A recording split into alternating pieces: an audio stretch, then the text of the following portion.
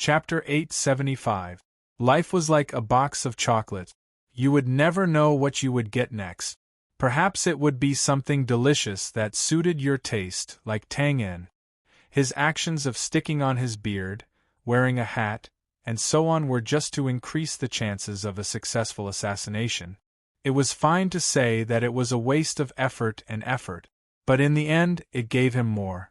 As soon as he got off the carriage, he bumped into the target that he could not find for the past few months. Of course, there were also those who had a bitter taste in their mouths, like Razor. He had a chest full of ambition and a burning desire to fight. But he did not expect that under such an inexplicable situation, a simple face-to-face encounter, my lord. Looking at the blood spurting out from Razor's neck through the gap in his armor, the light knight at the side was completely dumbfounded. This was a holy grand knight who was like a god of war. How could he be injured so easily? Yes, it was only an injury. This was the truth that the knights could accept to a large extent. However, in the next moment, a whirlwind suddenly swept across the flat ground. Razor's half-raised arm fell down, his head lowered, and his majestic body collapsed like a golden mountain or a jade pillar. With a loud bang, dust and dirt flew into the air. "My lord!" The surrounding knights screamed and rushed over. Wu Ding, who was not far away, sighed softly when he saw this. Razor's strength was not weak, and he should not have been so easily slashed by Tang-en. It was only because he was too careless and was caught off guard that he allowed Tang-en to get close to him in an instant. Once Tang-en got close to him, the result was basically set in stone. Damn it! What should I do now that I have no more goals to pursue after completing this trip? Shaking his head, Wu Ding looked up at Tang-en, who was on horseback, and replied, "When it comes to pursuing goals, other than setting them yourself, sometimes outsiders will also help you push them forward." Tang-en raised his eyebrows and turned his head to look at the large group of knights that were swarming towards them from the distant town. Then he looked up and saw several figures quickly rising from the temple. Among them, there were mages holding shields and masters of combat power who rose into the air with their hands behind their backs. Tang-en could not help but click his tongue. TSK, that makes sense. This was indeed the case. Now was not the time for Tang-en to be particular about his target, but the alert people of the Divine Hall had made him their target. "My lord!" the knights cried out in grief. When they saw Razor's exposed throat bone, they knew that there was no hope for him. They immediately raised their heads in grief and indignation and pointed their spears at Tang-en. "Kill him! Kill him to avenge my lord! Kill!" Amidst the deafening battle cries, several knights around him swiftly stepped forward and thrust their spears forward. Tang-en did not seem to notice. He only looked at Wu Ding, who was holding the domineering golden-ringed saber without any intention of helping. He could not help but grin. He kicked the horses back and took a few steps in the air. In an instant, he was above the heads of the knights who were besieging him. After landing on the ground, he rushed towards Light Saint Tang and knew that Wu Ding would not take the initiative to help him kill. At best, he would play the role of a golden bodyguard. Unless it was a critical moment, he would definitely not help him. So now, everything depended on him. Thump, thump, thump. The horses' hooves sounded like thunder. It was only a short distance of more than 100 feet. When Tang-en rushed to the front of the Knights of Light, the figures in the sky had also arrived. However, no matter if they were mages or masters of combat power, none of them chose to stop him immediately. Obviously, the masters of the Divine Hall were aware of Tang-en's ghostly movements and insane speed. They knew that if they acted rashly, it would only be a waste of energy. They would not be able to cause any harm to Tang-en at all. So, they were waiting for the moment when Tang-en was trapped before making a move. However, could these ordinary knights who were running all over the mountains and plains trap Tang-en? No. In fact, they could not even stop him. They could only see a sudden blur in front of their eyes and hear a sharp whistle. Then, before the first knight could thrust his spear forward at high speed, Tang Yin's figure, who was close at hand, disappeared in front of him. In the rumbling sound of horse hooves, dust flew up. The masters of the divine hall in the sky were also stunned. After looking around, they found that Tang Yin had already rushed to the center of the cavalry. Jump, move, turn, dodge. Among the war horses, Tang Yin took advantage of the gaps as if he was walking on flat ground. His speed did not decrease, as if he was not affected at all. Seeing this, the masters of the divine hall looked at each other and could not help but be surprised. The significance of this skill was not great, because the masters did not need to care about being surrounded and resisted by ordinary warriors. But at the same time, the significance of this skill was not small, because if their identities were changed, they would not be able to do it so easily. With a slash of a sword, it was more like using fighting energy to open a path. At this time, the masters really understood why the higher-ups of the divine hall repeatedly reminded them not to act rashly. This kind of movement speed was indeed abnormal. In the midst of their size, the masters could not help but subconsciously ignore another person. When Tang Yin rushed out of the cavalry, they were surprised to find a middle-aged man with a simple face and a golden-ringed saber in his hand. He also calmly walked out of the cavalry charging formation.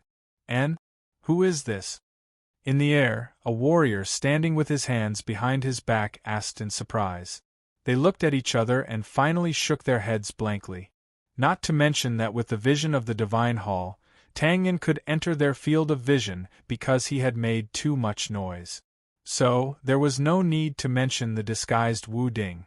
After a brief observation, the masters could not help but look slightly surprised, because they found that they could not see through this person.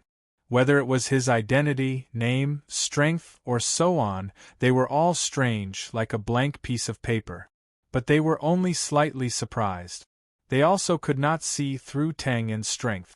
Now that such a person had appeared, it did not seem to be surprising. The master of fighting energy who stood with his hands behind his back waved his hand to a few magicians who were holding shields and made an inviting gesture. He calmly said, "Let's begin." Nodding slightly, the few old mages raised their staffs in unison. Their lips moved slightly, letting out a low moan that sounded like mosquitoes dancing in the air. After a few breaths, they waved their staffs at Twain's rapidly charging figure from various angles. On the ground, Tang Yin suddenly raised his head and squinted at a pale white ring that looked like a fog circle in the early morning.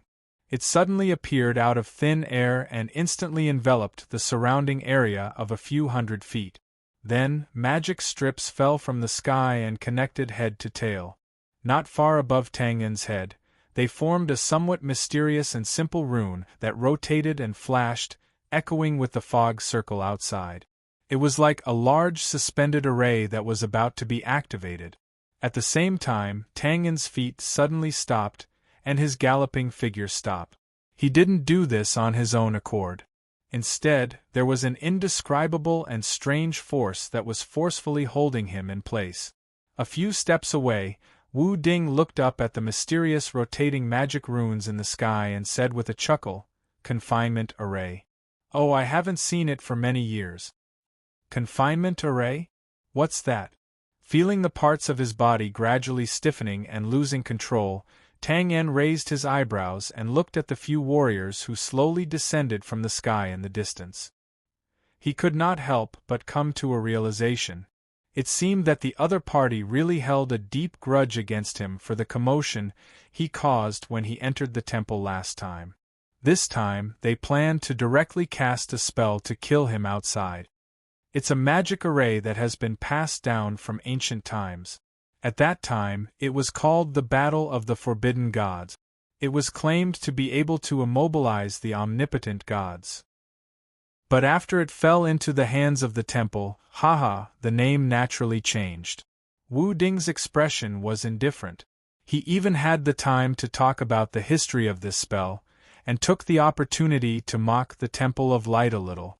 But Tang Yin was not so calm. Forbidden gods? F***ck.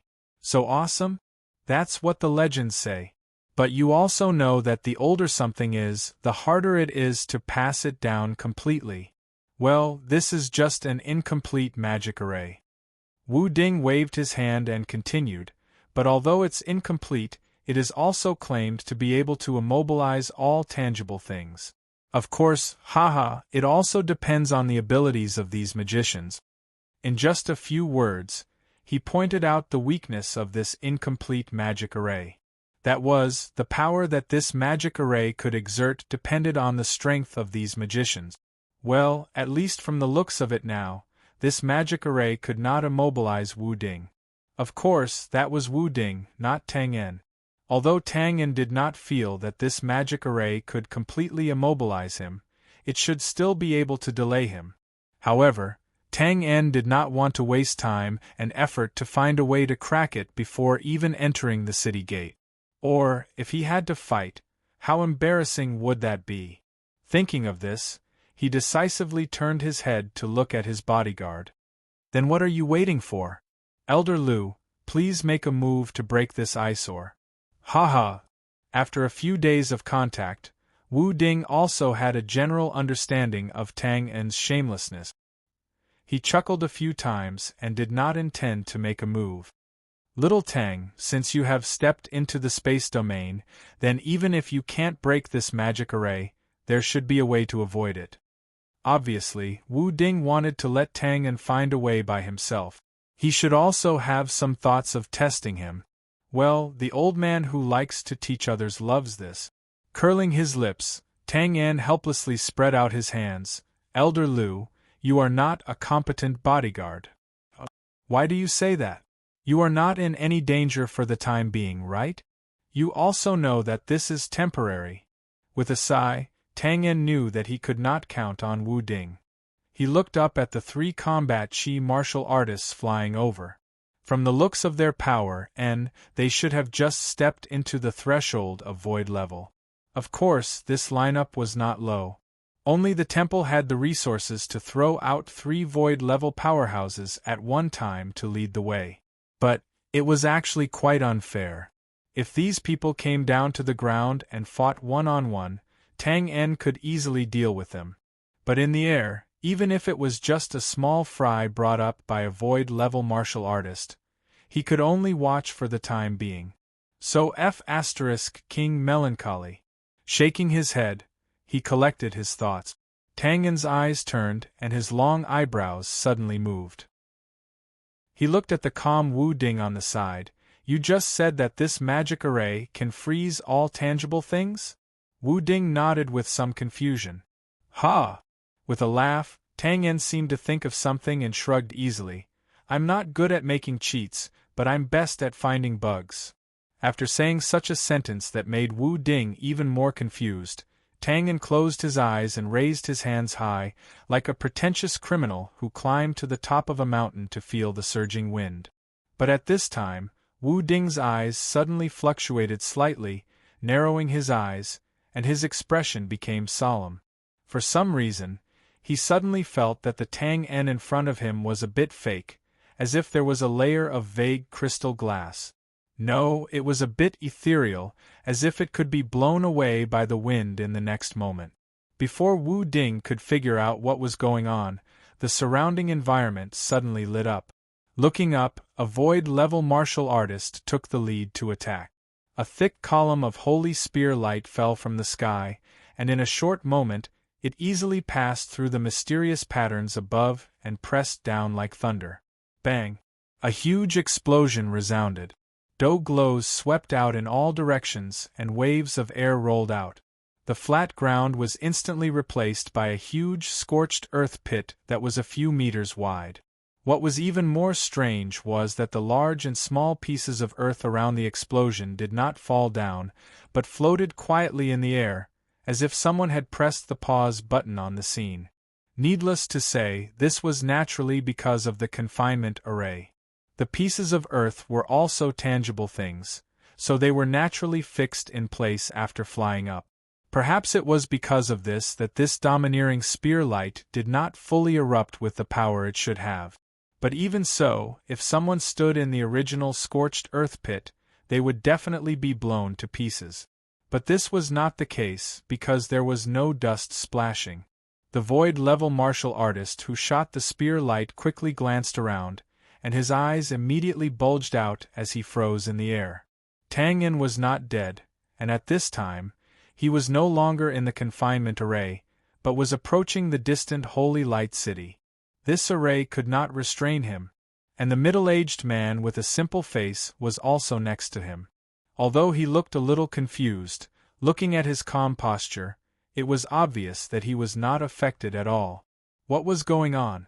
Seeing this, the Do Chi master subconsciously raised his head and looked at the magicians with red faces above him in confusion. The latter's expression was also shocked with helplessness and doubt. They did not know what had happened. The array was still there, but it could not restrain the person. For a time, the scene was a little strange. At this time, Wu Ding asked the question that was in the hearts of everyone present: what kind of movement skill is this? He was the closest, so he could naturally see that Tang En's state was a little strange. His face, figure, and actions were clearly right before his eyes, yet they didn't seem so clear. They were blurry and indistinct like a wisp of an afterimage, and they were illusory and unreal like flowers in a mirror or the moon in water. Tang En did not hide and grinned. How is it, shadow invisibility? Shadow invisibility, proficient. Invisibility, wandering in the shadows. Yes, Tang En was using the shadow invisibility skill in the system skill tree.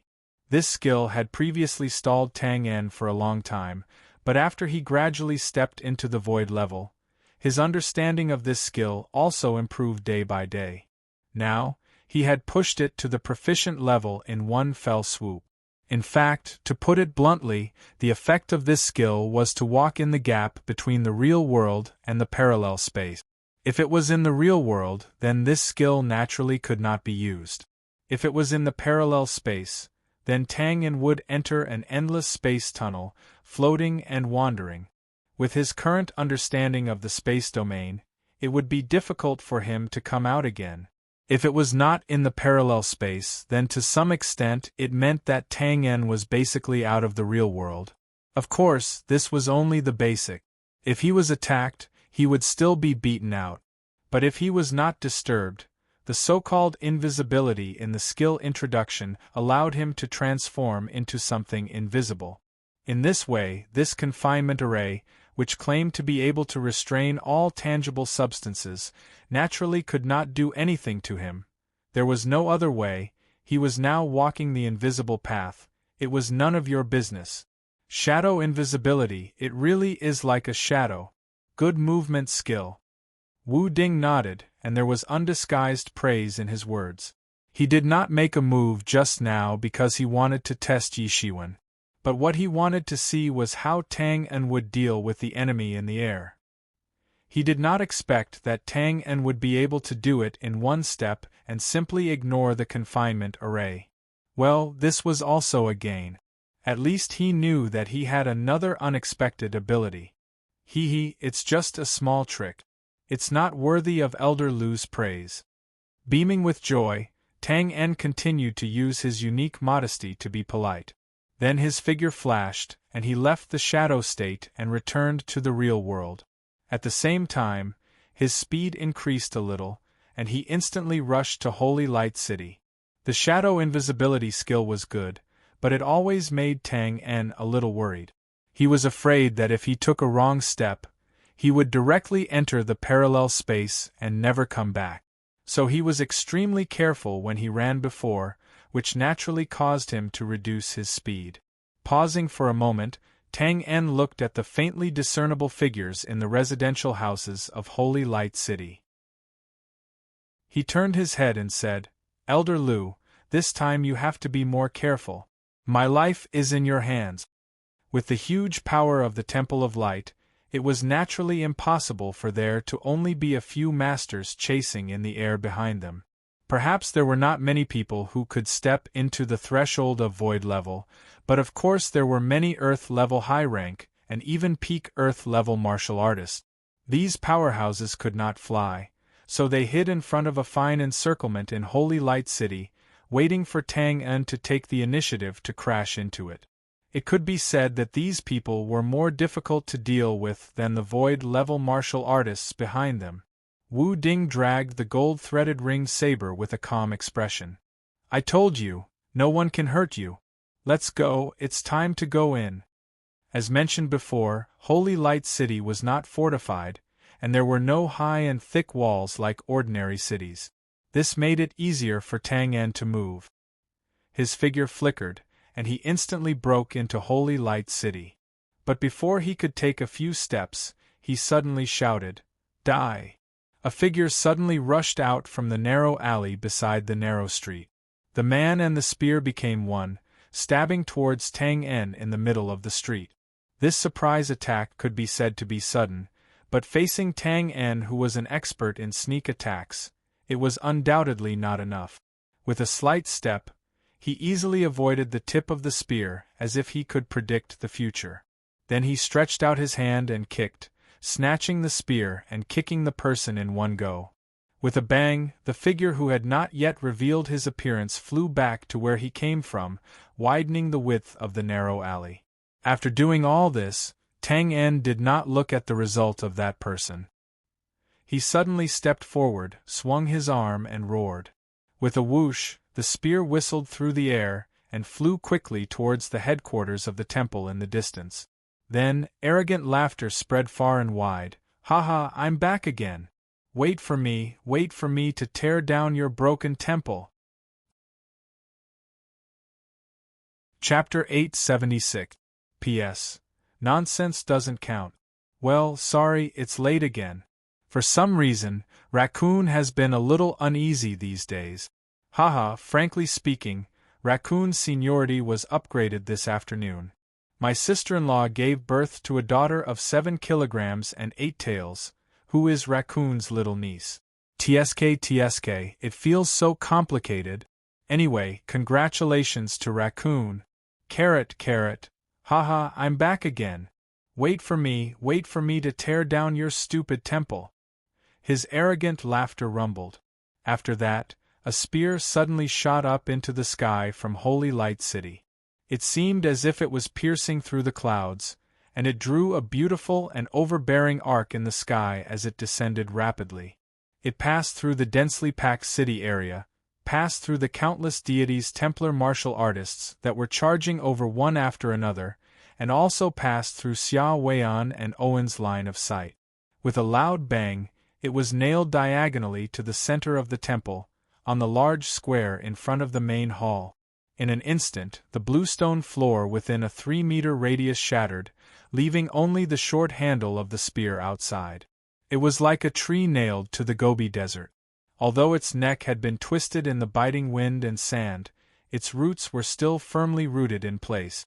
No matter how vast the sea was, it would not move an inch. Below the main hall, a row of high-ranking temple officials dressed in red robes were stunned when they saw this. When they heard the arrogant voice coming from afar, they could not help but look at each other with ugly expressions. This was the headquarters of the temple with 1,000 years of history. When had they ever been humiliated like this?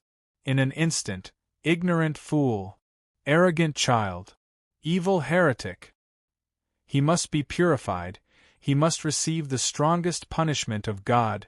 In the middle of the crowd, Varen was quite shrewd. He did not say anything, but the corner of his eyes twitched. He waved his hand expressionlessly and said, "Find him, surround him, and kill him." Yes. Varen gave the order very straightforwardly. Sylvia, who was on the roof of a side hall not far away, glanced from afar, and a look of disdain flashed across her face. Moving the battlefield to such a complicated environment is really extremely stupid. Holy Light City wasn't a city in the ordinary sense. Those tall, short, and densely packed buildings were all built by the believers on their own, and no planning had been carried out. As such, Holy Light City naturally wasn't very orderly, but because of the atmosphere here, it seemed to be very harmonious and peaceful.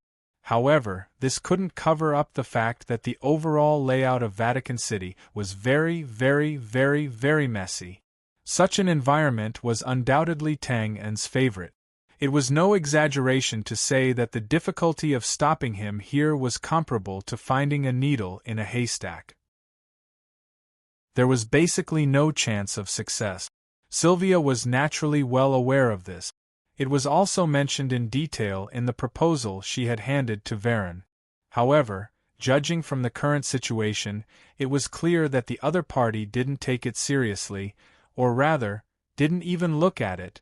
It was simply stupid to the extreme. However, Owens looked at the fallen Rayizer in the distance and the flustered and exasperated powerhouses in the sky. He took a deep breath and shook his head with a complicated expression. He obviously had a different opinion. Be thankful for their stupidity or else. The corners of his mouth twitched slightly, and he sucked in a breath of cold air. His face was full of joy. I don't want to be sent to encircle and annihilate that Tang En. I'm obviously going to be cannon fodder. These words were unpleasant to the ears. If Varen and the others heard them, they would definitely be labeled as shaking the morale of the army before the battle. However, it was also the truth right now. Tang En felt very comfortable now. It was as comfortable as if someone had given him a pillow when he was dozing off. Rows upon rows of buildings, uneven eaves, narrow and crooked alleys, as well as streets that curved as far as the eye could see. Tang En simply loved this place to death. He walked around freely with his arms wide open. It was as if even the air he breathed had a sense of freedom and comfort. At this moment, here, a figure holding a spear suddenly appeared at the corner of the street in front of him. He looked around vigilantly and immediately saw Tang En's strange posture of hugging the air. He was stunned for a moment before he shouted a warning. At the same time, his figure rushed over like an arrow from a bow. Tang En did not get angry because his mood was disturbed. With a bang, he crashed into the window of a shop beside him without looking back. The next moment, the Earth-rank powerhouse who was rushing over from the back of the shop suddenly stopped and turned around in shock. Boom! The stone wall beside him exploded. Gravel and dust instantly enveloped him. Before he could react in time, he suddenly felt a heavy step on his head.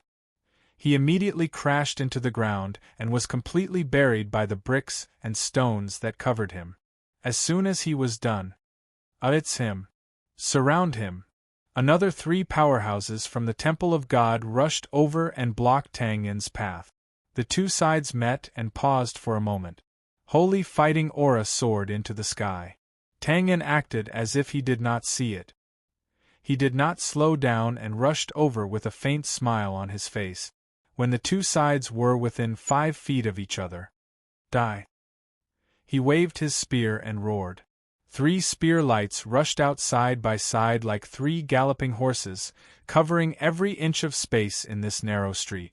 As the spear lights rolled over, the stone slabs on the ground lifted by themselves. The glass of the surrounding shops and houses exploded. The street within 5 feet seemed to have been ravaged by a tornado, with all kinds of debris flying in the air.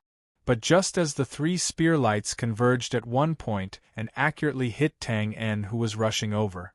With a light tap of his feet, Tang En suddenly jumped up and pressed on a protruding balcony in midair. Boom! A violent explosion came from under his feet. Billowing waves of air rushed up to the sky. As if borrowing this force, Tang En's figure rose again and easily jumped onto the roof of a 3-story attic. He turned halfway and swept his leg. Whoosh whoosh whoosh. The bluestone tiles of the roof flew out like a complete water curtain, covering the 3 powerhouses of the Temple of God in the air. Damn it! With a loud bang, layers of spear shadows were waved and rolled. The bluestone tiles were instantly torn apart and shot out. But it was too late. When the 3 powerhouses of the Temple of God rushed out of the dusty area, there was no trace of him on the bare roof. Frowning, they looked around. Here. A violent roar suddenly came from the other side of the pointed roof. The three powerhouses of the Temple of God heard the roar and quickly rushed forward. They saw a person running wildly on the street below, rushing to a broken window of a house. This person was the powerhouse of the Temple of God who first discovered Tang-en. Taking advantage of the entanglement just now, he rushed over without stopping for a moment, just in time to see Tang-en repeat the same trick, breaking the window again and sneaking into the house on the street. Without hesitation, following the path taken by Tang-en, the powerhouse of the Temple of God lowered his body and quickly jumped into the broken window. Seeing this, the three people on the roof stepped forward and were about to chase down. But the next moment, with a long and angry roar, the figure who had just jumped into the window suddenly bent down and retreated at a speed faster than when he came. Well, if they guessed correctly, he was kicked out. Immediately, with a bang, he crashed into the shop on the opposite side of the street. There was a loud crash, and it was obvious that he had smashed many things inside. It was really embarrassing. Stunned, the three of them looked at each other, unable to hide the shock and bitterness on their faces. What? No way. In any case, they were still 5 Earth-grade experts. Even if their strength was not good, but after chasing for a while, before they could even fight, they were easily played in the palm of his hand. This was a little too exaggerated, wasn't it? In fact, it was not exaggerated at all, because it was not only them. A moment later, the same scene played out one after another in Holy Light City. It had to be said that it was indeed a stupid decision for Varen and the others to choose this place as the location of the battle. In the alleys, behind the stone walls, between the unlatched wooden doors, and even the slightly larger signboards of the shops, they all became Tang-en's hiding spots. The more he fought, the more he got used to it and the more excited Tang-en became. He crazily showed off all kinds of hidden means and assassination techniques. For a moment, Tang-en was even somewhat addicted to the pleasure of being in complete control. In this complex environment, he was no longer the prey to be encircled, nor was he the hunter waiting for an opportunity. He was the king of this land. The king who determined the life and death of people, controlled everything, and did whatever he wanted. Compared to the crazy Tang-en, the powerhouses of the Temple of God who had gathered together were much more miserable. At this time, they had long lost the previous easygoing mentality.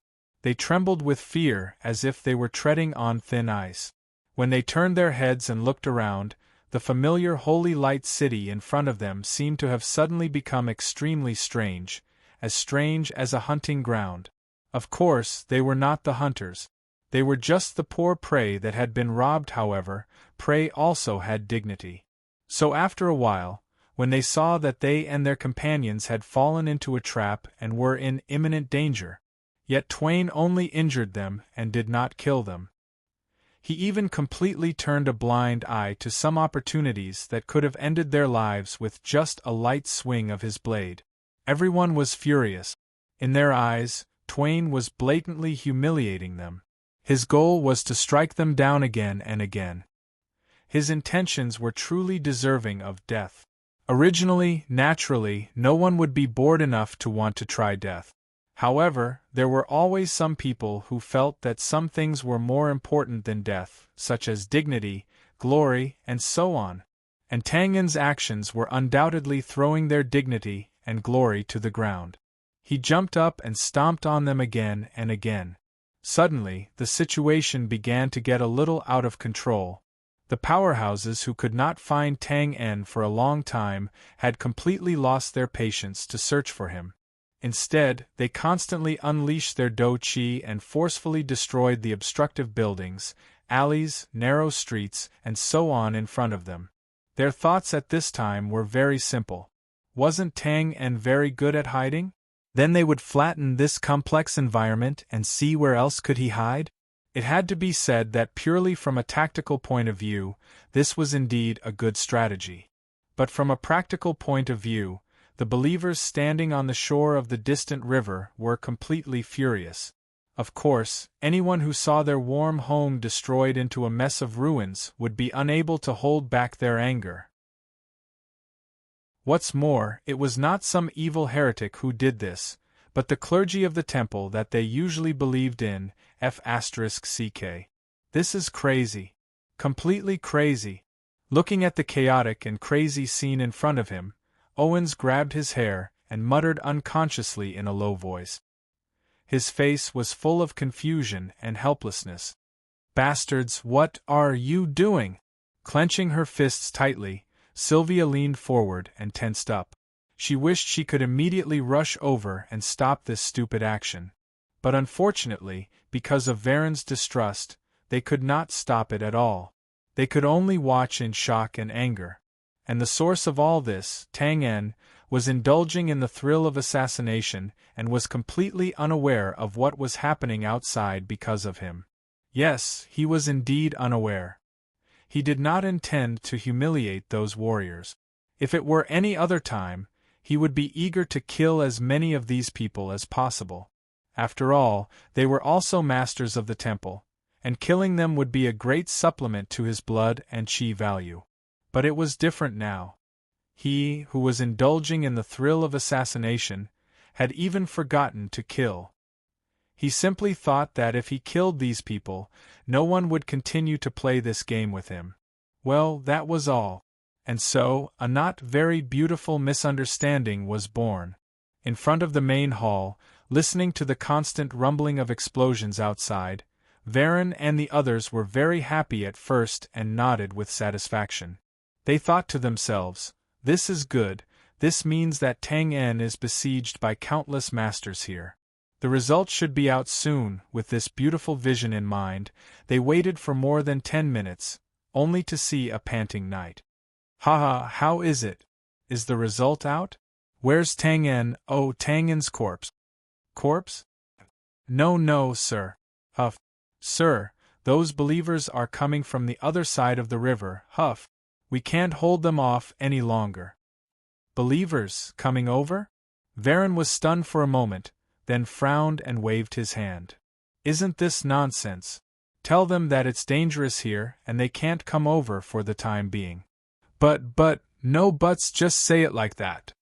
"But they said." After hesitating for a moment, the knight gritted his teeth and said, "Their houses were demolished." "Oh, about that." One of the higher-ups took over and waved his hand very gracefully. "It's okay, just tell them that this is the price they must pay for eradicating evil heretic. If their houses are damaged, the temple will help them restore them to their original state after this matter is resolved. Well, we have to take the overall situation into consideration. But it's our people who demolish their houses, and, it seems like they did it on purpose." Before he finished speaking, there was a rumble. Everyone subconsciously looked up and saw dust and ashes suddenly rising from the city several miles away. They couldn't help but be stunned. Weren't there only 2 opponents? What was going on? That Tang En wasn't surrounded, but our people are constantly demolishing the city. When he finished speaking, there was dead silence in front of the main hall. After a moment, Varen looked at the somewhat uneasy knight in front of him and frowned. "Are you kidding?" Of course, this was not a joke. Although it sounded incredible, as if a group of experts of the temple had suddenly gone crazy, this was the current situation. Varen couldn't understand this situation, and even Wu Ding felt that it was a little too much. Standing on the roof of a rare 3-story attic, looking at the chaotic scene of dust and smoke, he shook his head and said, "Little Tang." Little Tang, like a shout, his peaceful voice slowly echoed over the entire city. It couldn't be helped. It was a little embarrassing. In such a complicated environment, Tang En was like a fish in water. Not to mention the fact that the people of the temple couldn't determine his current location. Even Wu Ding had lost track of him long ago. Tang En, who was grabbing the head of a temple expert and slamming it against the wall, instantly woke up when he heard this. However, although he had recovered, he naturally didn't understand the current situation. He just wondered why Wu Ding called him. Roar. Taking advantage of this opportunity, the dizzy expert of the temple finally had time to react. He suddenly reached out and grabbed Tang En's waist. The muscles of his arms twisted and swelled, tightly entangling him like a python. He hissed, "Here, here." With a boom, a small section of the stone wall collapsed, and the shouting stopped abruptly. Tang En expressionlessly let go of the hair in his hand. With a click, the fainted expert of the temple fell to the ground. His powerless arms hung on Tang En's calf, looking very unwilling. Looking left and right, Tang En stepped on the collapsed wall and leaped onto the roof of a bungalow not far away. Although it was only one floor, looking into the distance, Tang En was startled by the billowing dust over the entire city. He scratched his head in astonishment. "All of this was done by me?" "No, but you can say that." When Tang En revealed himself, Wu Ding moved over immediately. Looking at Tang En's confused look, he couldn't help but feel a little emotional. "I still couldn't figure it out before. Although there is a fighting energy channel in your body, it's really incredible that your actions alone can make the temple so awkward and passive. But now I think I understand a little." Shaking his head slightly, he added in his heart, "You are simply the king of destruction." What's going on?" The more Tang En listened, the more confused he became. "Forget it, let's go directly to the temple." Waving his hand, Wu Ding had no intention to explain more, and was a little dispirited.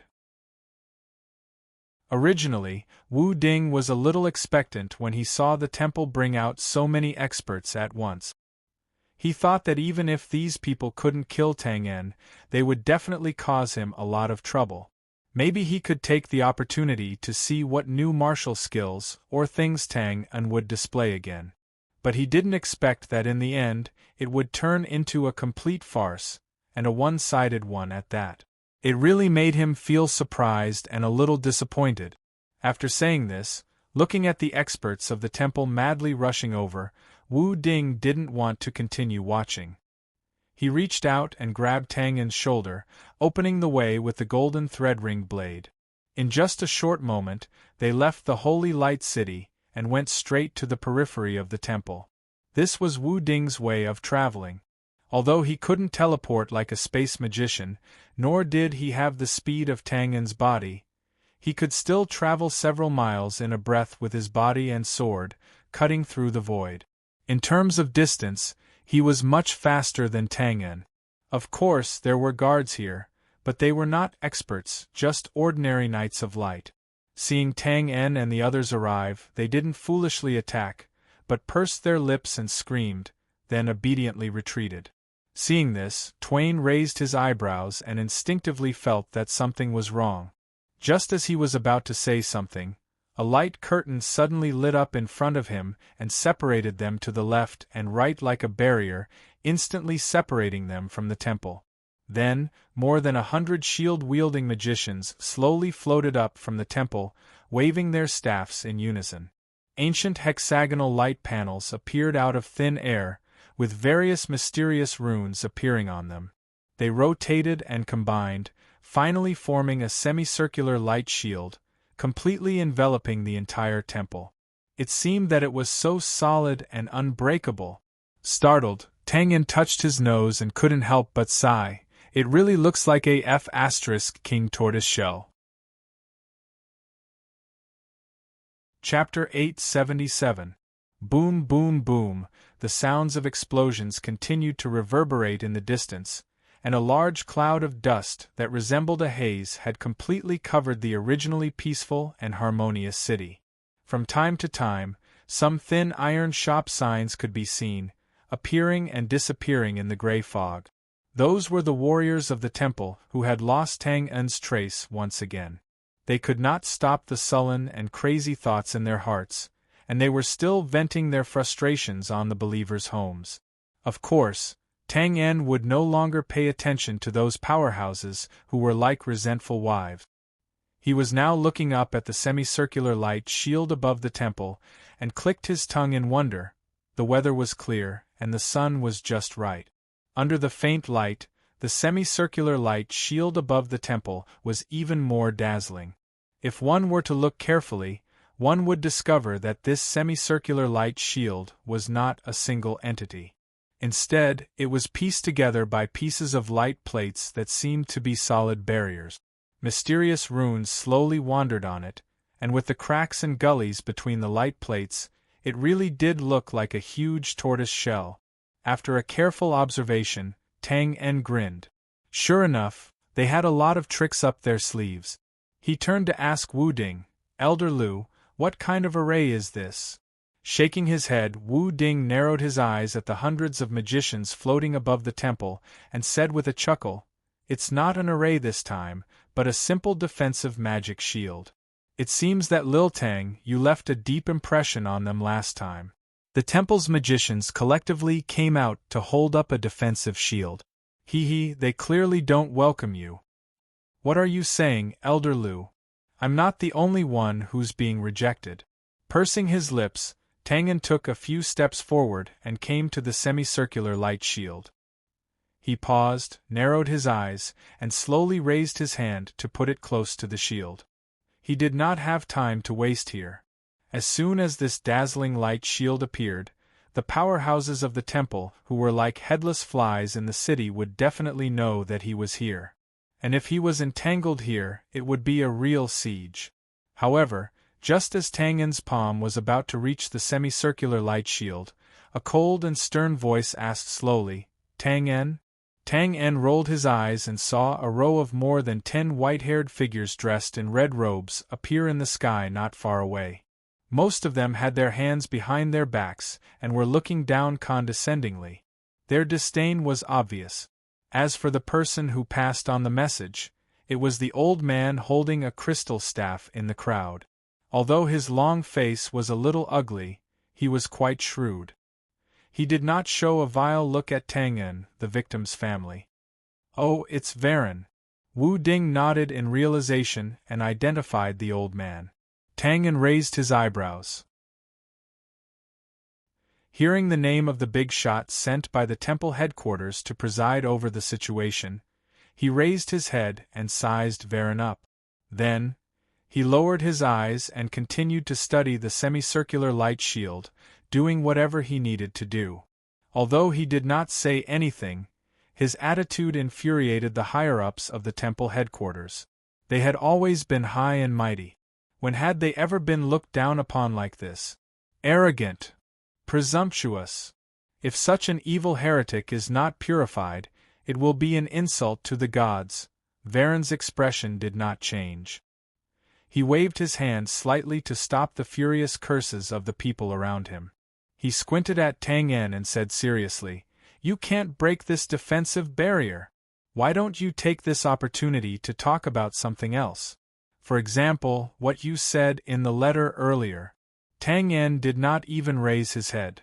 "I'm not used to shouting at people from a distance, especially an old man. TSK, wait for me to go in. We can talk face to face." "Haha, I admire your confidence, although I don't know where it comes from." Varen shook his head and laughed.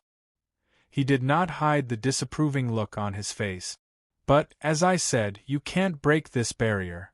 As if to prove Varen's words, the semicircular light shield that was a few inches away from Tang En's palm suddenly seemed to be touched. The magic runes around it lit up, and invisible ripples spread out like water.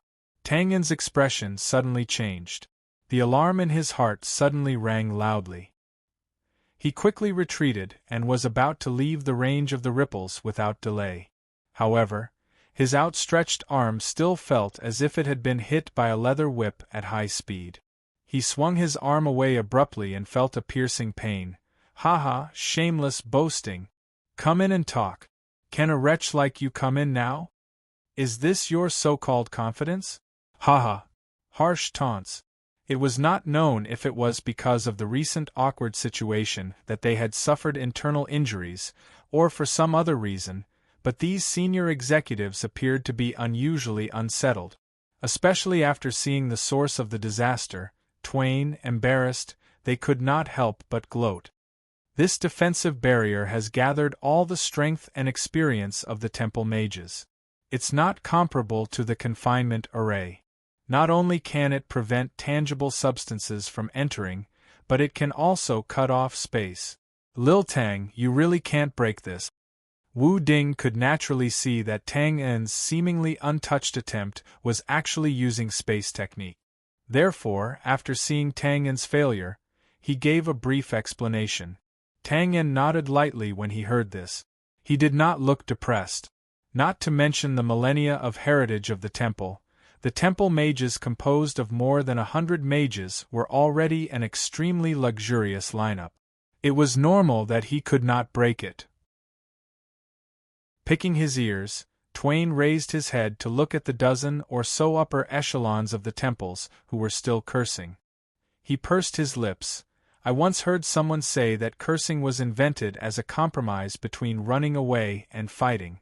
Haha, what are you afraid of? Afraid? We're afraid of you? Haha. As if they had heard the funniest joke in the world, the dozen or so higher-ups were startled at first. Then, they threw their heads back and laughed in unison. Their expressions were different, and they looked extremely exaggerated and disdainful. Tang En smiled and said again, "Oh, there's one more thing. The more people lack something, the more they like to show it off. Similarly, when a person is afraid, his actions will be especially exaggerated and ridiculous." The mocking laughter suddenly deflated, like a rooster whose throat was suddenly pinched. The dozen or so higher-ups' old faces suddenly flushed red. They did not know whether to curse or laugh. After a pause, someone snorted coldly, "What a sharp tongue!" It seemed that he disdained to argue, but only he himself knew the throbbing in his heart.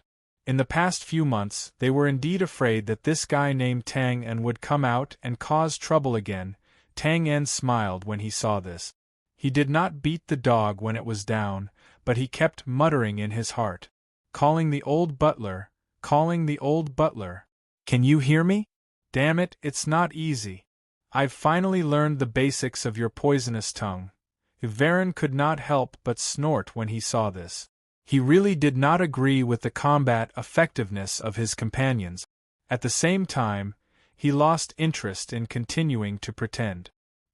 His face turned cold and he waved his hand fiercely. "That's enough, Tang En, that's it." Tang En interrupted directly and shook his head regretfully. "By the way, I still want to go in and have a good talk with you face to face." "Ha!" Varen was amused when he heard this. He shook his head disdainfully. "Come in? With just you? What else can I do? With just them." Tang En pointed at the masters of the temple, who were constantly gathering behind him, and spread his hands.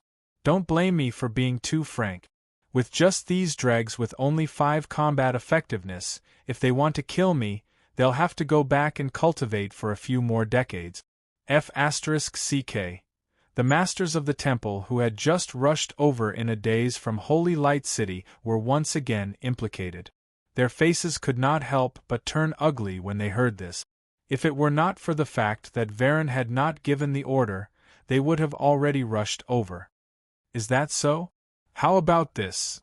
Varen curled his lips and sneered noncommittally, waving his hand. Immediately, 3 burly figures quietly rose from the temple. 2 were old and 1 was middle-aged. All of them were expressionless, and did not have any magic shields to protect them. They looked very ordinary. However, judging from the way they flew in the air and Varen's seemingly casual but serious manner, it was obvious that these 3 people were not ordinary. "This is the retired masters of the Hall of Knights? They're here too." Owens opened his mouth and rubbed his panda eyes on the roof of the side hall. His face was full of shock. He then licked his dry lips. "This time, Tang En, I'm afraid it's going to be difficult." The so-called retired masters of the Hall of Knights could only be the previous Holy Head Knight commanders. Old and frail, their actual combat effectiveness might not be as good as before. However, after retirement, they had plenty of time to slowly accumulate the experience of hundreds of battles in the first half of their lives and eventually evolve it into a higher realm. In this way, their combat effectiveness had actually improved. Sylvia on the side certainly understood this, but she did not pay attention to these seniors. Instead, she gripped the light spear in her hand tightly, her knuckles turning white. She stared at Tang En on the periphery with complicated emotions. As a clergyman, of course, she should support the temple. But now, seeing that Tang En was in danger, the balance in her heart could not help but sway left and right, and eventually slowly tilted. What are you waiting for? You wretched guy, you must have a backup plan, right? You must have one. Please, take it out. Tang En did not know whether he was comforting himself or deceiving himself. He was grimacing at this time, as if he had a toothache. 3 genuine void-level warriors? Damn it. Although Tang En had long known that the temple had a deep foundation and was mentally prepared for this, when he really saw the temple throw out 3 genuine void-level warriors again, he could not help but be secretly shocked. What kind of father or godfather was this? That was weak, but they were directly using ancestral grave. They were not on the same level at all. Haha, heresy! Just wait for the punishment of the gods. My divine palace has existed for thousands of years. How can a clown like you shake it? Just wait for your death obediently. This time, Tang En did not pay attention to the higher-ups of the temple who could not help but jump out again. He just narrowed his eyes and watched the 3 void-level warriors fly higher and higher, as if they were going to directly fly out of the semicircular light shield. Obviously, even with their strength, they could not directly attack Tang En on the periphery of the light shield. From this point of view, this semicircular light shield was indeed strange. But withdrawing his gaze, Tang En sighed softly, took a step back, bowed, and waved his hand in an inviting gesture. You have been watching the show for so long, shouldn't you also show your hand? This was naturally said to Wu Ding, but Wu Ding narrowed his eyes, looked up at the 3 void-level warriors, and said calmly, Wait a little longer. If we wait any longer, we will die. Are you sure? I'm sure. Okay. Wu Ding sighed as if he was regretful. Withdrawing his gaze, he slowly raised the extremely domineering golden-ringed saber in his hand. Ding-ling-ling. In the breeze, the 8 golden rings gently knocked against the saber, producing crisp and fragmentary sounds. The scene was quiet. Ah-ha-ha, this is your trump card? A higher-up of the temple looked at Wu Ding in a daze, then looked at the golden-ringed saber exclusive to bandits, and could not help laughing out loud, extremely happy. This time, it was not an exaggeration to cover up his fear. Even the shrewd Varen could not help but shake his head and laugh, his face full of absurdity. A golden-ringed saber wanted to break the defensive barrier set up by the temple mages. Was this Tang En crazy, or was he crazy? Unlike the people inside the light shield, the expressions of the masters of the temple behind Tang En and Wu Ding suddenly froze, their pupils contracted sharply, and they could not help but tremble slightly above the temple. The sun was just right and the breeze was not noisy. It was a good weather for a walk. But at this time, the masters of the temple felt as if they were in a polar iceberg. Their bodies were cold to the bone, and they could not smell a trace of warmth. The focus of their vision, Wu Ding, who was holding the golden-ringed saber high, had long been blurred. In their eyes, it was as if they saw a sleeping ancient beast slowly wake up in the dark night, slowly opening its cruel and ruthless eyes. It was also as if they suddenly saw a huge dragon head silently poking out from the clouds in the sky, looking down on the world and all living beings. Their bodies, trembling, completely stiffened. Their minds, chaotic, completely blank. No one knew what was happening at this moment except for Tang En. As the one closest to Wu Ding, the alarm bells in his heart had already gone numb. His eyes were fixed on the golden-ringed saber, and his long narrow eyes almost narrowed into slits. There was obviously no trace of fighting aura, but Tang En, who was good at restraining his aura, still smelled a familiar scent from the saber. And, not long ago in the secret agency of Hanshui City, he also smelled a similar scent. That was the scent of extreme danger. Many distracting thoughts only lasted for a moment. The higher-ups of the temple were still laughing, The 3 void grade masters were still rising, and half of the old man's body had already stepped out of the light shield. At this moment, Wu Ding took a step forward, and directly arrived in front of the semicircular light shield, waving his saber. "Ha, he really slashed, huh?" The mocking words suddenly came to a stop, and soon after, a bright light burst out. The semicircular light shield was like a wild cat that had seen a fierce tiger, and its hair instantly stood on end. It assumed its most powerful posture, like the dazzling sun that slowly rose from the east every morning. The mysterious runes on it also quickly swam, rushing to a certain area of the light shield in the north like a moth to a flame, trying to make up for something. However, it was already too late. No matter how ordinary the golden-ringed saber touched the semicircular light shield, there was no earth-shattering explosion. Tang En, who was standing not far away, only heard a slight chi sound, like a red-hot iron stick poking into ice water. After a pause, the front end of the golden-ringed saber easily pierced through the light shield, as if piercing through a layer of thin gauze, then the golden ring, the blade, and another golden ring puff. The moment the light shield was broken, the hundreds of magicians suspended in the air suddenly opened their mouths and spat out a large amount of blood mist. Their bodies swayed, and they stared blankly at the golden-ringed saber that easily cut through, their faces full of horror. Varen and the others were not high in the air, so when the blood mist drifted down with the wind, it just enveloped them. No one avoided it in disgust, and no one even blinked. They just stared blankly, their expressions completely frozen. What was going on? "Go in." Wu Ding followed the saber and stepped into the narrow passage that had been cut through. Tang En was slightly stunned when he heard the voice, and subconsciously followed him in. Then he realized that he had entered just like that. This was his first reaction, followed by his second reaction. It was not even so easy to walk through his own door, was it?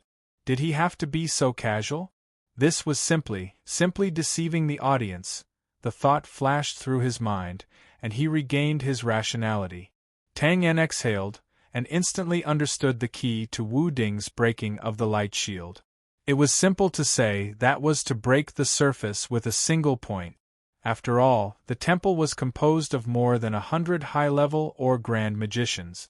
With such a luxurious lineup, even Wu Ding would not be able to break through the defense barrier easily.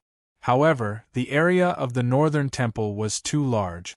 In order to cover such a large area, the defense force had to be scattered.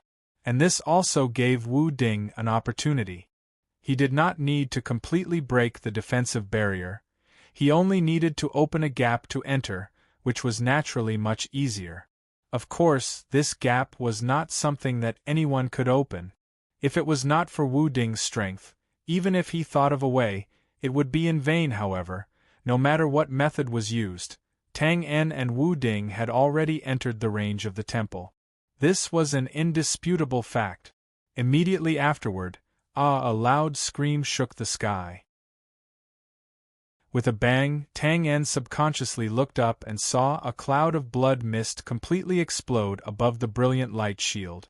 It was the real void-grade cultivator who had stepped out of the light shield. He was unlucky. When Wu Ding attacked with his saber, he had just passed through the light shield. Originally, there should have been a weak safety passage above the light shield for them to go out and kill Tang En. But when the light shield met the golden silk ring saber, it instantly erupted with all its power, and the void-grade cultivator caught in the middle naturally suffered. One had to know that this was not a game world. The magic here could not distinguish who was a teammate. Who was the enemy? Anyone who entered the attack range at this time would be absolutely disregarded. However, was this really just luck? Tang En remembered the look of regret on Wu Ding's face before he attacked, and then looked at the other 2 void-grade cultivators flying at the same height not far from the light shield. How could he not understand? Wu Ding wanted to let go of the unlucky void-grade cultivator, maximizing the benefits, and then eliminate the other 2 in one fell swoop. Although Wu Ding did not take the initiative to help him kill people before, this was the other party's magic backfiring on itself, so naturally, he could not be blamed. Scratching his head, Tang En remembered that he had firmly said, "I'm sure," just now, and could not help but feel bitter. Fuck. Can't you just say everything in one go? Isn't this cheating? Going straight up, not even looking at Tang En outside. He flew higher and higher. Chapter 878. What happened before and after was complicated to describe, but in fact, everything happened in an instant. Wu Ding stepped forward and waved his blade, and then the defensive barrier was torn apart. More than 100 mages vomited blood at the same time, and a genuine void-level warrior died in the hands of his own people. Finally, Wu Ding and Tang En calmly stepped into the range of the temple. And this was just the beginning. Judging from these two attacks, Tang En knew Wu Ding's fighting style. Wu Ding was a heavenly martial artist who was extremely good at compressing and condensing his battle energy. Therefore, what often seemed to be an ordinary attack with no aura actually hid a great horror that could destroy heaven and earth. To put it simply, it was like listening to thunder in silence. It was really the best choice for traveling at home, pretending to be a pig to eat a tiger, and pleasing the body and mind. Of course, the magic defensive barrier that gathered the strength of more than 100 mages from the Temple of Gods was not a useless spear. At least, it succeeded in lifting the ordinary appearance of the golden-ringed blade. In an instant, a strong wind surged. The originally simple and unadorned golden-ringed blade suddenly soared with a bright golden light, gushing out continuously like a violent tide, instantly radiating in all directions. In the sky, Varen and the others, who had just recovered from the scream, subconsciously looked down and saw the dazzling golden light rolling and surging, unconsciously covering their eyes. They completely lost sight of Tang En and the middle-aged man with a simple face. Then, in just a short moment, the golden light rolled back and took shape. A giant golden blade of light more than 10 feet long was raised high between heaven and earth, so vivid that it seemed to be real. Immediately, an overwhelming and terrifying pressure erupted, as if a level 10 strong wind had passed through. The clouds parted, and the sky lost some of its color. Varen and the other higher-ups, as well as more than 100 mages from the Temple of Gods, only felt that they were standing at the mouth of an evil dragon. Their expressions were bleak, their bodies were cold, and the magic shields around them were rippling. They hurriedly waved their staffs and retreated. Tang En did not see the discomfited scene of birds and beasts scattering like birds and beasts. When he raised his head, his vision was completely filled with the giant golden blade aura. Perhaps it was because the center of the tornado was a safe zone, but Tang En did not feel the terrifying power like Varen and the others. But even then, he couldn't help but lick his dry lips as he looked at the golden thread-ringed saber that covered the sky and blotted out the sun, and he said in his heart, "Lucky, lucky." Obviously, Tang En had already understood the one-move agreement between him and Wu Ding. Wu Ding did not use his most powerful attack, so he had won by a fluke. At this moment, the giant golden blade moved. There was no fancy trick, and there was no need for any fancy trick. It was just a simple smash, but it came crashing down like a golden mountain or a jade pillar, sweeping away everything in its path. Tang En's line of sight was slightly empty as the blade light moved away. He narrowed his long and narrow eyes and finally saw the clear sky behind him. At the same time, he also saw two holy fighting lights hurtling towards him like comets. They were the two genuine void-grade cultivators who had luckily escaped death just now. Among all the people present, it was estimated that they were the only ones who could truly feel the terrifying power of this saber aura. Seeing the saber aura pressing down, without thinking, they immediately rushed over with their spears. What a joke! If this saber aura was successfully pressed down, wouldn't the temple be cut in half? The speed at which the saber aura pressed down was not fast, Just like a building that was about to collapse, there would always be some buffer time. So when the saber aura tilted at an angle of about 45 degrees, the two frantically rushing void-grade cultivators finally caught up. However, being able to catch up did not mean that they could block it. Although these two void-grade cultivators were under heavy pressure, their holy fighting lights erupted violently without the slightest leeway, and they waved their spears with great tacit understanding, forming a cross shape in the air, blocking the path of the saber aura, intending to lock the blade edge. But with a loud bang, bursts of spatial ripples even revealed the true appearance of ripples, quickly spreading out in all directions. Pause for a while. The giant golden saber aura continued to press down, like a galloping chariot being crushed by a small stone. However, with unwilling roars, the two figures under the saber were quickly blasted away like cannonballs, bringing with them a faint blood mist, crashing into the temple below like kites with broken strings. With a bang, gravel splashed everywhere, and dust spread everywhere. Fuck! Seeing this, Tangen's eyes widened, and he couldn't help clenching his fists and cursing. They were F*King genuine void-level cultivators, and they were even using their full strength, but the result was that they were like two insignificant flies that were casually swatted aside. It was simply domineering. Sure enough, the gap between realms was like a chasm. The higher the strength, the more so. Wanting to use numbers to make up for it was basically a pipe dream.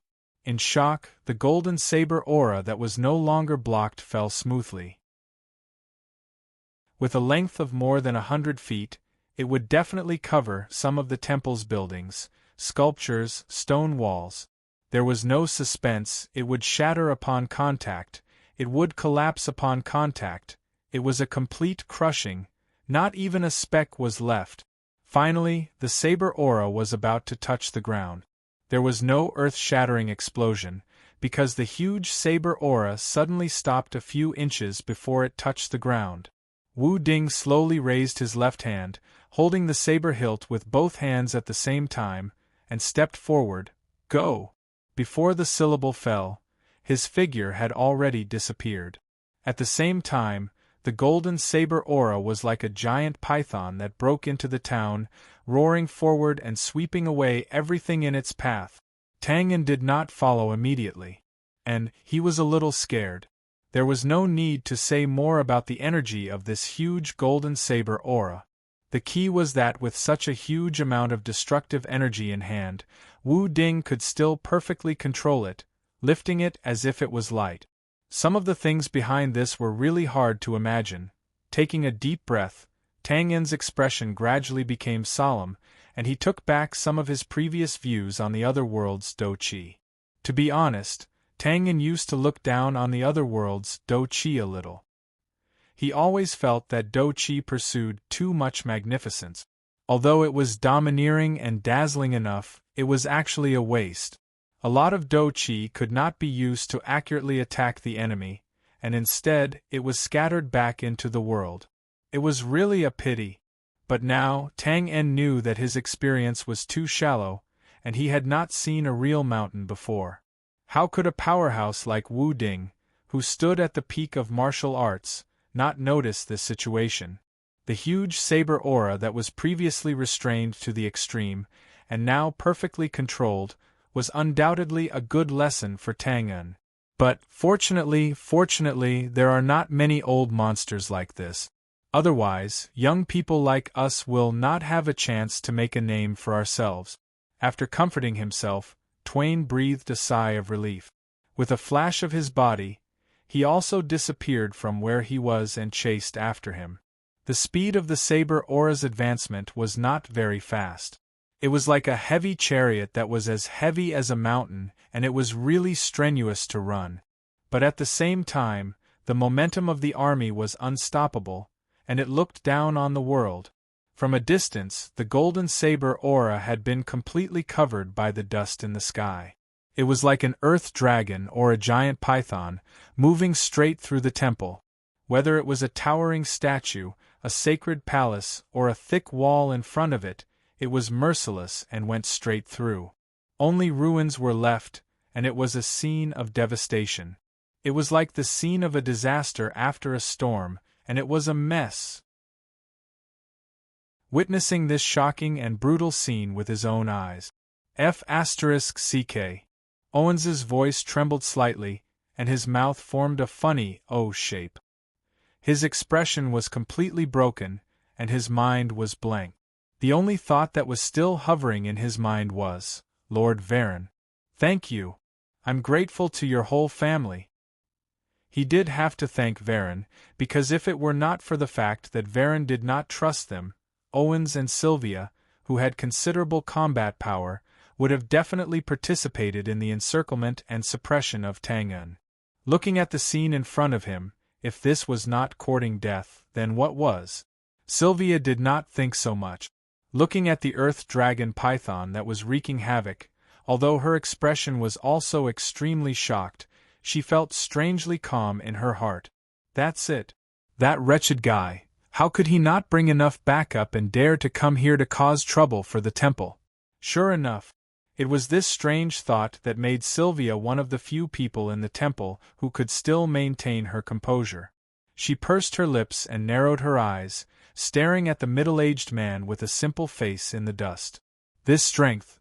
He should be at the heaven rank. Who was this person? Why had she never heard of him before? It was no wonder that Sylvia was puzzled. Even if he was a hermit expert who liked to stay in the deep mountains and forests, as long as he had the shocking strength of the heaven rank, there should be some rumors about him in the world. However, Sylvia searched through all the impressions of experts in her mind, but she could not reconcile them with the simple face in front of her. Wait a minute.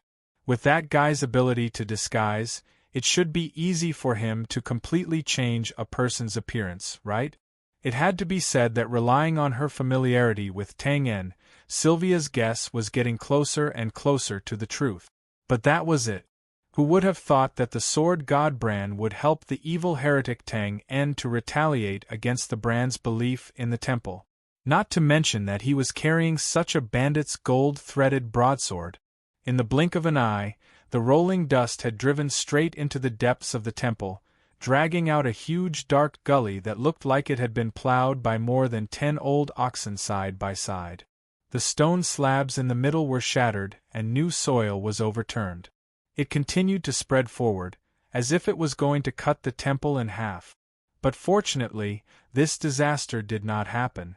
When it crazily advanced to the center of the temple, which was the center of the square of the main hall, the earth dragon giant python slowly stopped. Then, suddenly, the golden hoop rang and the dust exploded. Wu Ding pulled back the slightly trembling gold-threaded broadsword and calmly sheathed it on his back. He took a step sideways to let Tang-en, who was behind him, and once again returned to his ordinary appearance that had no sense of existence. This style of not fighting for the limelight was actually a solid performance of the identity of a golden bodyguard. Any noise would eventually return to silence. This was the unbreakable truth of the law. But the consequences brought about by this were not something that could be calmed down. In the sky above the main hall, Varen and the others stared blankly at the huge gully that stretched across half of the temple. They moved their gazes stiffly, looking back and forth until they saw the experts of the temple outside the light shield, who were also stunned and speechless. Gulp! Their throats moved, and they swallowed with difficulty. In the square, there was dead silence. After a moment, Tang-en touched his nose, stepped forward, and looked up at Varen and the others. He spread out his hands and said, "As I said earlier, I will talk to you face to face. Sigh, I really don't understand what you big shots are thinking. The great demon king sent people to chase and intercept the brave warrior. In the end, because the troops were scattered, the brave warrior finally killed his way to the front. Well, don't you think it's too old-fashioned? Look, now it's like this. It's really... Why bother?" The sunlight was warm, soft, and docile. But Varen felt that the sunlight seemed to be much more vicious, and he was a little dazed. He gradually came back to his senses. First, he looked at Tang-en, and then at Wu Ding, who was standing behind Tang En. He paused for a moment, as if he had just confirmed the relationship between the two. Finally, he turned his gaze back to Tang En and said dryly, "What do you want to talk about?" "Withdraw from the north," Tang En replied with a smile. "Impossible." Varen refused. Not to mention that he had no right to make such a decision. Even if he did, he would not dare to. Because everyone knew that once they withdrew from the north, the foundation that the temple had spent thousands of years building here would vanish in an instant. This was a responsibility that even the Pope could not bear. "Then there's nothing to talk about." With a shrug, Tang En simply gave up. Then, he turned to look at Wu Ding and said seriously, "Elder Lu, I promised to accompany you here for sightseeing. Why don't we start now?" Wu Ding smiled and nodded. "Okay. Come. Look here. Actually, I'm not familiar with the temple. I've only been here once. But since we're here, there are some classic attractions that we can't miss. For example," Tang En pressed the brim of his wide-brimmed hat. If he had a small flag in his hand, he would look like a living professional tour guide. He pointed to the huge statue on the roof of the main hall. "For example, this statue. Well, although there are statues everywhere, they're completely overgrown. But this one is different. It's the largest statue within 100 miles, and it's said that it was blessed by the god of light. Whoever it stares at will get pregnant." "Haha, just kidding.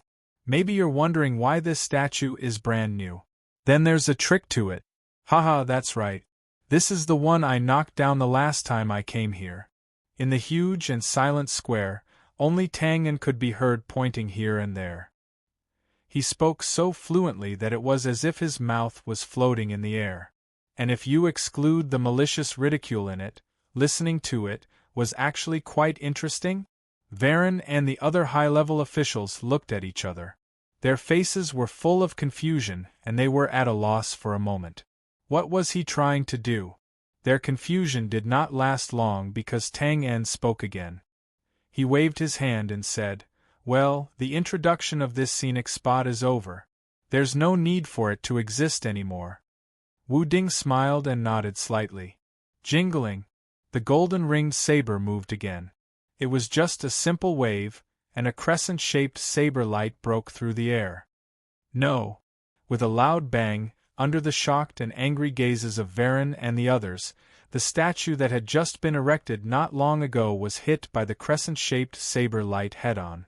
It was directly cut in half at the waist. The upper half of the statue, which still had a benevolent smile on its face, tilted its head and fell, smashing a huge hole in the roof of the main hall. Then there was a loud bang from inside, and the whole main hall trembled slightly. The holy outer wall of the holy wall fell down, turning into a gray-spotted dog. After doing all this, Tang En and Wu Ding no longer paid attention to the half of the statue. Instead, they fixed their eyes on an inconspicuous side hall not far away. "Hey, do you see that? This is amazing. It's called the Forbidden Land of Worship. It's a place used by the temple to store some old and useless things. It's called a memorial. Oh, of course, there are some good things in there. The reason why most of the temple was destroyed last time was because I borrowed the devil's skull from there." "Devil's skull? Here?" "Yes, you didn't see it. The scene of the devil's skull exploding at the end. That guy was really spectacular. Just thinking about it makes me miss it. Damn it. Kill them." At this time, Varen and the others understood what Tang En and Roland meant. They were not here for sightseeing. They were clearly here to demolish it. As soon as he finished speaking, the temple mages suspended in the air chanted in unison. Magic elements of various colors competed to shine, some strong and some weak, like brilliant fireworks. However, before they could attack, Wu Ding, who had finished listening to the introduction, had already waved his sword again. The same crescent-shaped sword light dragged an afterimage in the air and crashed straight into the forbidden land of worship. Boom! Dust flew up, and suddenly 5 colored rays of light bloomed continuously. However, under the powerful suppression of the crescent-shaped sword light, the forbidden land of worship became a pile of ruins without any suspense. Wu Ding looked carefully at the ruins and shook his head. "There's nothing good here." Tang En saw this and opened his mouth, then laughed. "Oh, Elder Lu, your standards are too high." Although most of the things displayed in the forbidden land of worship were damaged and old, it was undeniable that there were indeed some good things here. For example, when Tang En went in last time, he saw the armors and weapons that contained considerable power. Most of these things were relics left behind by famous clergymen in the past. The 5 colored rays just now were automatically triggered by them after they felt threatened. It could be assumed that if these things were to be spread out, it would definitely cause a bloody storm because of the fight for treasures. However, they had encountered Wu Ding this time. Under the powerful saber light, they were not allowed to struggle at all and were directly annihilated. It was also because of this that when Wu Ding saw that nothing could withstand his sword light, he naturally shook his head in disappointment and said that there was nothing good here. At least, there was nothing good like the demon skull that Tang En saw when he came last time. The temple is so big, there must be something good. We can slowly look for it later. But Elder Lu. After a pause, Tang En grinned and pointed to the temple mages in the sky. In order to not disturb our fun, shouldn't you get rid of these annoying flies first? Wu Ding looked up and narrowed his eyes. He did not immediately make a move, but looked at Tang En with a faint smile. "This is why you have been trying to provoke them before." "Ha, Elder Lu is wise." Tang En did not deny it. He laughed and admitted it generously. The only person Twain really wanted to kill this time was Razor. Everything else was done in passing under the premise of causing trouble for the Temple of Light. He wanted to attack them as much as he could. The biggest reason for his plan was naturally sword god Wu Ding. However, Wu Ding once said that he would not take the initiative to kill people for him. This undoubtedly reduced the effect of the attack. However, Tang En was not just for show. He was very cunning. "What, you won't take the initiative to kill people for me?" "Sure. But now that someone is trying to kill me as a golden bodyguard, you can't just leave me in the lurch."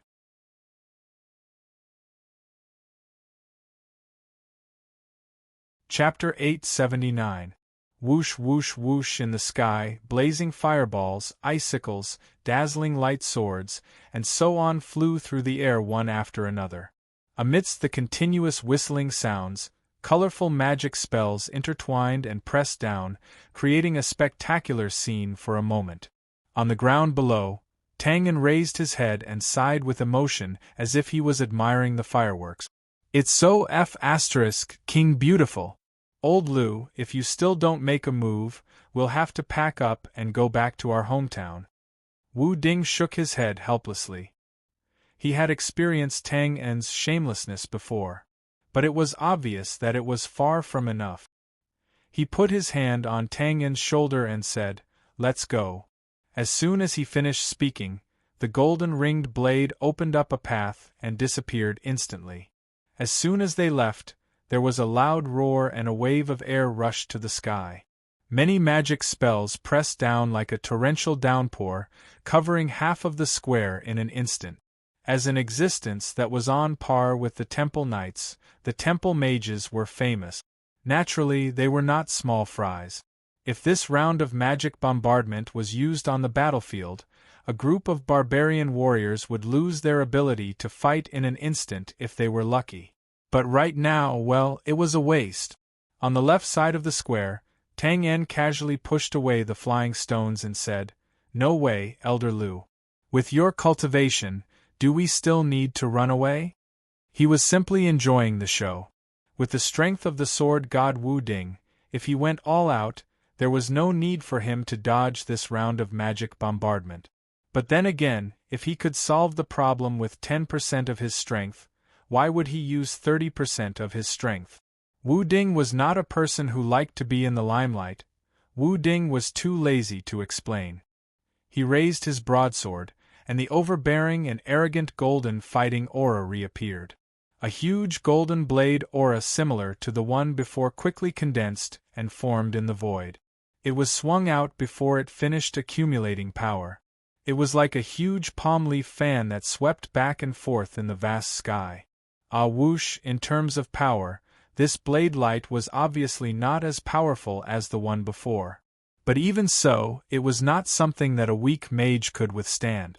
In an instant, cries of alarm came from the sky, and the magic light dissipated. The hundreds of magicians were like birds, insects, and beasts in the forest who saw a tiger coming out of its hole to look for food. They instantly scattered and fled in all directions. This scene was just like what Tang En had said earlier. A swarm of flies had gathered together, buzzing noisily, and was extremely annoying. Now, the huge saber light was like a huge fly swatter, and it immediately scattered. What a motley crew! Seeing that the Sacred Hall mages were not as tenacious as they had imagined, and were wiped out in the end, Tang En couldn't help but feel a little regretful. He shook his head in disdain and waved his hand in invitation. Let's go. Elder Lu, this way please. Let's go to the next sightseeing spot. Trash, trash, a bunch of trash. Varen and the rest of the higher-ups were so angry that their faces turned ashen when they saw the shrine mages that they had pinned their hopes on dispersing in an instant. However, the shrine mages were also wrong. Those who had not faced the huge saber light directly would never know how terrifying the huge pressure that made people unable to resist was. What do we do now? They looked at the damned guy below, who was smiling and waving his hand to introduce something to the middle-aged man with a simple face. The higher-ups could not help but feel their hearts skip a beat. The corners of their eyes and mouths twitched. In the end, they could only turn their heads to look at Varen, their faces full of bewilderment and horror. It could be said that the situation had developed to this point. None of the higher-ups of the shrine mages had expected it. Originally, in their eyes, Tang En was just a weak sheep compared to the powerful shrine mages. Even if he had some combat strength, he had just evolved from a sheep to a jumping goat, and was not worth mentioning. But they never thought that this sheep would take off his coat and transform into a big gray wolf with a ferocious face. This was completely unacceptable. Varen's expression changed. His grip on the crystal staff tightened and loosened, as if he was hesitating. No one knew what Varen was thinking, but someone below jumped out first and rushed towards Tang En without any regard for their own safety. It was the two genuine void-level warriors. Although they had suffered heavy injuries when they had blocked the attack of the huge golden saber light, they were still injured. But Wu Ding did not have any killing intent and did not kill them, so the two of them naturally did not die. Of course, based on what happened just now, the two of them, as genuine void-level warriors, naturally knew how terrifying Wu Ding was. Therefore, they should not continue to entangle themselves with death. However, in the current situation, they had no choice but to attack. In this battle, only they could resist a little and fight for an opportunity for the shrine mages to attack. Therefore, seeing that no one dared to stop Tang En, they could only bite the bullet and rush forward again. It should be said that the strength of a genuine void-level warrior was still very impressive. Especially after they put down their identity and adopted a strategy of guerrilla warfare, they could also hold on for a while. It was precisely because of this that the mages who had originally scattered gathered again in the air. However, the good times did not last long. After a few impacts, Wu Ding saw the intentions of the two and increased the strength of the saber light. So, a rather strange scene happened. Bang, the saber light flashed, and the void-level warrior who barely resisted suddenly vomited blood and flew back dozens of feet away. Another saber strike, and another void-level warrior followed in his footstep. Turning around, Wu Ding, who looked calm as if he had done nothing, struck again and simply destroyed the scenic spot in front of him. If he had time, he would also drive away the mages gathered in the air. A series of movements were done smoothly and orderly, and the field could not help but be silent again. With the withdrawal of the shrine mages, the semicircular light shield over the shrine had disappeared. However, the masters on the periphery looked at each other and saw a similar look of horror in each other's eyes. They hesitated, and no one dared to step into the shrine easily. That was the high and mighty master of the Knights Department, a genuine void-level warrior. Now, they were like two rubber balls under the feet of a child, being kicked around casually without any resistance, and the mysterious shrine mages, who had always been arrogant, were now like mosquitoes and flies, fleeing with a slap, scattering with a wave of a hand. Damn it! The pressure was as great as a mountain. What else could they say? What should they do? What should they say? What should they do? It's over, it's over, it's over. Where did this monster come from? This time, the shrine is completely finished. Looking at the ruins of another magnificent building, Owens's face was sluggish, his hands clutching his hair until it was completely destroyed into the shape of a bird's nest, but he still did not realize it. Although he could not bear to see Varen and the other higher-ups, he was secretly happy to see them suffer. However, Owens was still a clergyman after all. When he saw that Twain and Selena were completely treating the shrine as a playground and destroying the rhythm of the destruction, he could not help but feel a sense of sadness in his heart. After all, this was not an ordinary town church, but the headquarters of the Northern Shrine. In the end, if this place was destroyed together with Holy Light City, Owens felt that he would no longer have the face to stay in the north. Perhaps this was the effect that Tang-En had hoped for. Sylvia's thoughts were almost similar to Owens'. To be honest, she was also frightened. Previously, when the shrine was in power, she was still a little worried about Tang-En's fate.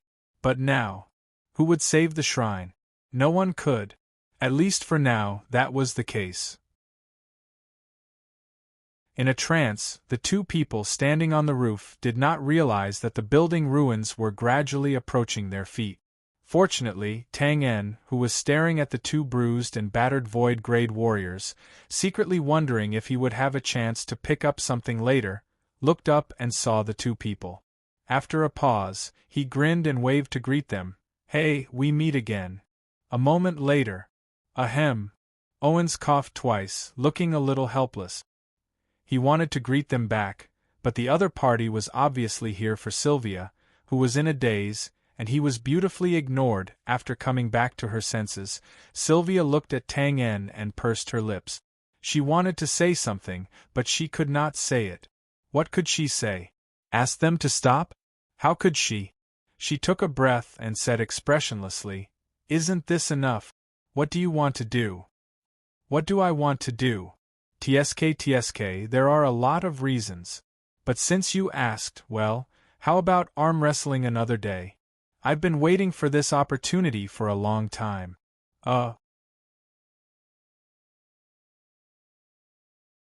Chapter 880. Posturing was a skill, and it was also an impromptu performance. Since it was a skill, there was naturally a difference between high and low. The so-called low level meant that he himself didn't understand it, but he pretended to understand it very well. Then, he used some kind of reserved and unfathomable expression to justify himself and finally succeeded in scaring the other party. This could be considered as one of the successful ways to act tough. The so-called high was simply to pretend to be a pig to eat a tiger. To forge iron, one had to be tough. Only a bloody knife could make a casual cut. This was the general principle. Between the two, the success rate and safety of the latter was generally much higher than the former. Do not laugh, and do not take it to heart. Because since this was a performance, there would be a difference between good and bad. Don't you see how many people who act tough become idiots after acting tough for a long time? Fortunately, Tang-En was obviously not one of them. Although it was a little too pretentious to change the topic from humiliating the Temple of Light to arm wrestling, one could not deny that Tang-En had the confidence to be pretentious. He had come all this way, killed Reiser at the foot of the city, and destroyed the ancient spell formation in front of the enemy. Then, He broke into Holy Light City and toyed with countless powerhouses of the Temple of Light in the palm of his hand. Again, only a bloody knife could make a casual cut. Therefore, when he said, "Let's find a time to arm wrestle another day," no one found it funny when they heard such pretentious words. Xia Weian was in a daze. Wu Ding looked at the two of them with a smile. Owens opened his mouth and was full of admiration. He sighed that this guy was definitely an expert at picking up girls. After a while, Xia Weian snapped out of her daze. "Are you kidding me?" She looked at Owens beside her, who took a big step back and looked up at the sky, as if he wanted to see a flower on Varen's face not far away. "What kind of joke is this?" Xia Weian asked. Tang An spread his hands and said innocently, "I'm serious. I'm not joking." Yes, Tang An was serious. Perhaps Sylvia was joking when she said, "How about arm wrestling? I only like people who are stronger than me." However, she did not know that a certain male chauvinist was having a fit. For this reason, he had been cultivating his physical strength for nearly half a year in the system space, also that he could show off his position the next time they met. Perhaps she was infected by his serious mood. Sylvia's heart skipped a beat. She thought of something and said seriously, "All right, arm wrestling it is. If I win, you and this sire will immediately leave Saint Light City. How about it?" Tang An couldn't help but be slightly taken aback when he heard this. Owens even covered his face as he couldn't bear to look directly at them. "Sister, you're really daring. Such an unreliable suggestion. Furthermore, what do you guys think of such a serious matter? A farce? Why don't they just play rock paper scissors instead? Wouldn't that be even more straightforward?" "I have no objection," Wu Ding decisively intervened and said with a smile. It was not that he was extremely confident in Tang An. He just felt that the matter in front of him was very interesting. Interesting, and that was enough. As for the matter of the Temple of Light, who cared? Anyway, the anger in his heart had almost been vented, so he didn't care. As the saying goes, everyone has a share. Among the four people present, excluding Tang An who was the final decision-maker, Wu Ding and Sylvia all looked at the dumbfounded Owens at the same time. After being stunned for a moment, Owens sighed. In his heart, he thought that the world must have gone crazy. Then, he simply raised his hand. "I completely agree." Unlike Wu Ding, Owens' decision was based on his absolute confidence in Sylvia. Arm wrestling with this freakishly strong woman? What a joke, isn't that just competing with the sword god? Ha! With a loud laugh, Tang An cracked his knuckles. How could he be an ordinary person? Seeing that all three of them agreed, he naturally wouldn't back down. "All right, arm wrestling it is. But if I win?" His words suddenly paused, and a disruptor appeared. First, it was Wu Ding, then Tang An, and the other two almost simultaneously frowned and looked up at the sky not far away. There, more than 10 high-level members of the Temple of Light were standing in a circle in the void. Their hands were held flat, and their red robes were fluttering. More than 10 beams of pure magic power were focused on a bright light source in the void. The powerful transmission seemed to directly create an artificial sun. And under the bright light source, Varen stood in the void with his head raised and his hands raised. His expression was extremely pious, as if he was carrying out a sacred and solemn ritual. There must be a demon behind this abnormality. Sure enough, just as Tang En and the others squinted their eyes, an object appeared out of thin air in the bright light source. It was a staff that seemed to be made of gold and wood, with simple and mysterious patterns, and a huge transparent crystal overflowing with flowing light at the top. The overall shape was that of a magic staff. When Pu-Yi came out of the void, everyone's eyes lit up. It seemed that the light between heaven and earth had increased a little because of this. Wow, a holy weapon of light, the scepter of judgment. The Temple of Light really put in a lot of effort this time. Looking up and squinting, Wu Ding's eyebrows showed some seriousness and also some emotion. He shook his head, as if he felt that it was a little unbelievable. Scepter of Judgment. What is that? This is the holy weapon, the Scepter of Judgment. Tang En's doubts were understandable. After all, he did not know much about magic. But Sylvia's and Owens's faces were mixed with a little confusion amidst the excitement, which was a little puzzling.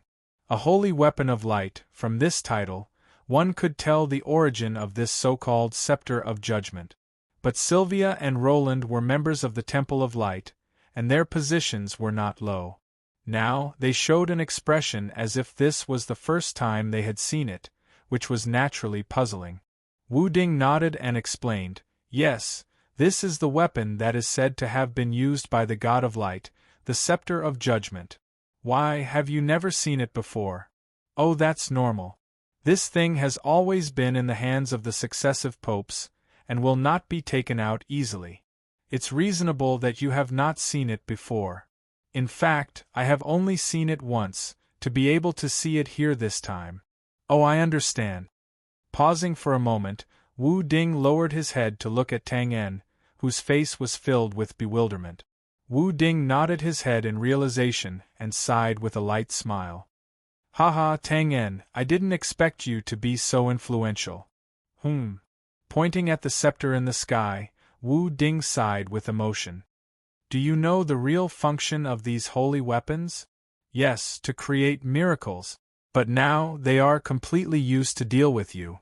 Don't you think you have a lot of face? Create miracles." Sylvia and Owens frowned at the same time. It should be known that besides being clergy, they were also believers with a high belief in the God of Light.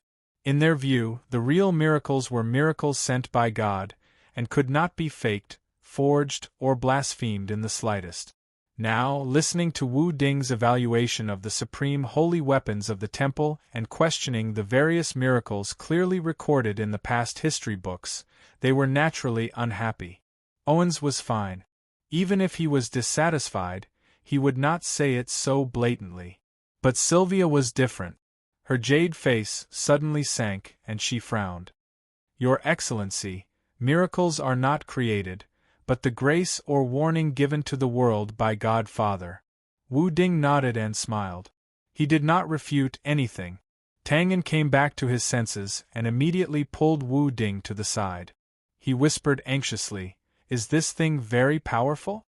Elder Lu, you can't solve it?" He shook his head. "It's very powerful, but if that hypocritical old... well, if the Pope himself came to use it, it would be really troublesome. But for now it's just SOSO. Phew, that's good, that's good." Wu Ding's evaluation undoubtedly made Tang En feel relieved. He first let out a long sigh of relief, then his eyes turned slightly. "Elder Lu, didn't you just regret that there was no good thing in the temple? Now there's one. Why don't you take it directly?" "Haha, this thing is hot, and it's useless to me. It's not even as good as a bottle of inferior barley wine. It's not a good thing." "Are you sure you want me to take it? Could it be that there's something else going on?" Asked carefully. Tang En was also scared. Whether it was the old butler or Wu Ding, they seemed to like to confirm the other person's answer first, and then laugh at the other person after the result was out. "It's not really a way, but if I take it, it's likely that my true identity will be exposed." Tang En was immediately dumbfounded. "Damn, it can't be, then what do we do?"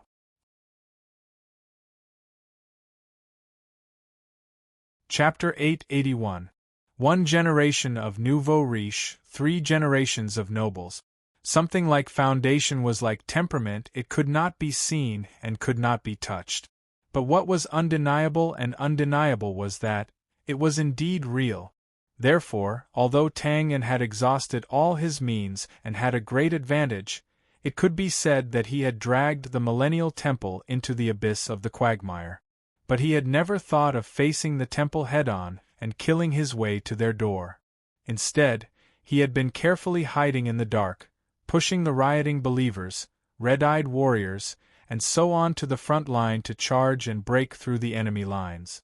Tang En knew very well that even a tortoise would become a demon after living for 1,000 years, let alone the powerful Temple of Light. 1,000 years of history, 1,000 years of accumulation, gave the other party a terrifying foundation that was as deep as the earth.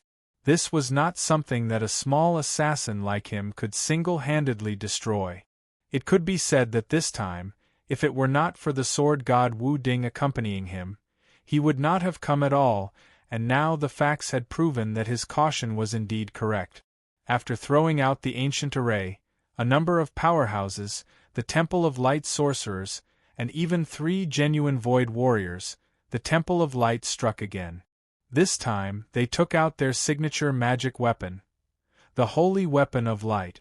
Because of his lack of knowledge about magic, Tang En did not know what kind of terrifying power this so-called holy weapon, the Scepter of Judgment, had. But now, listening to Wu Ding's words, saying that this could force out his true identity, Tang En had a general understanding in his heart. Well, anyway, he could not afford to provoke them.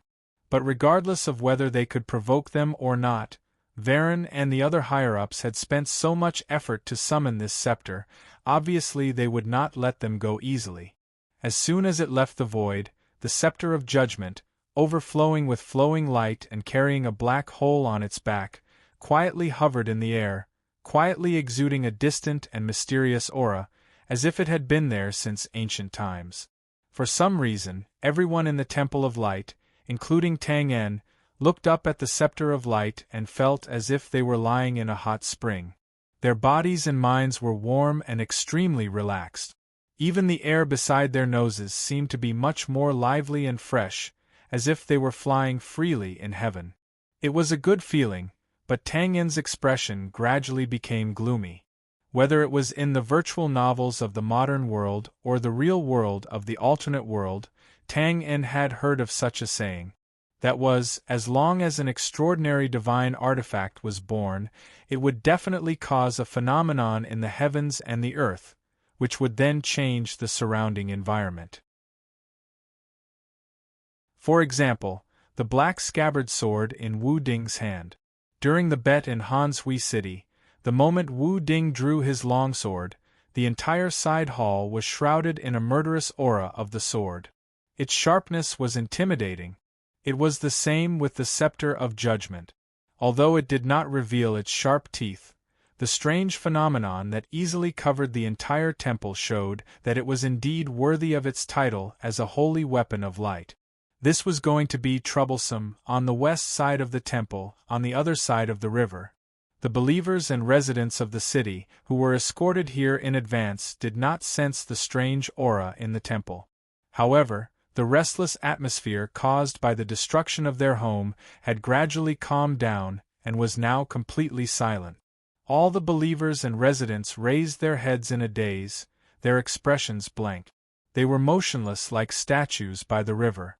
They had never seen or recognized the Scepter of Judgment that was overflowing with flowing light. But for some reason, as soon as the scepter appeared, it firmly attracted their attention like a magnet.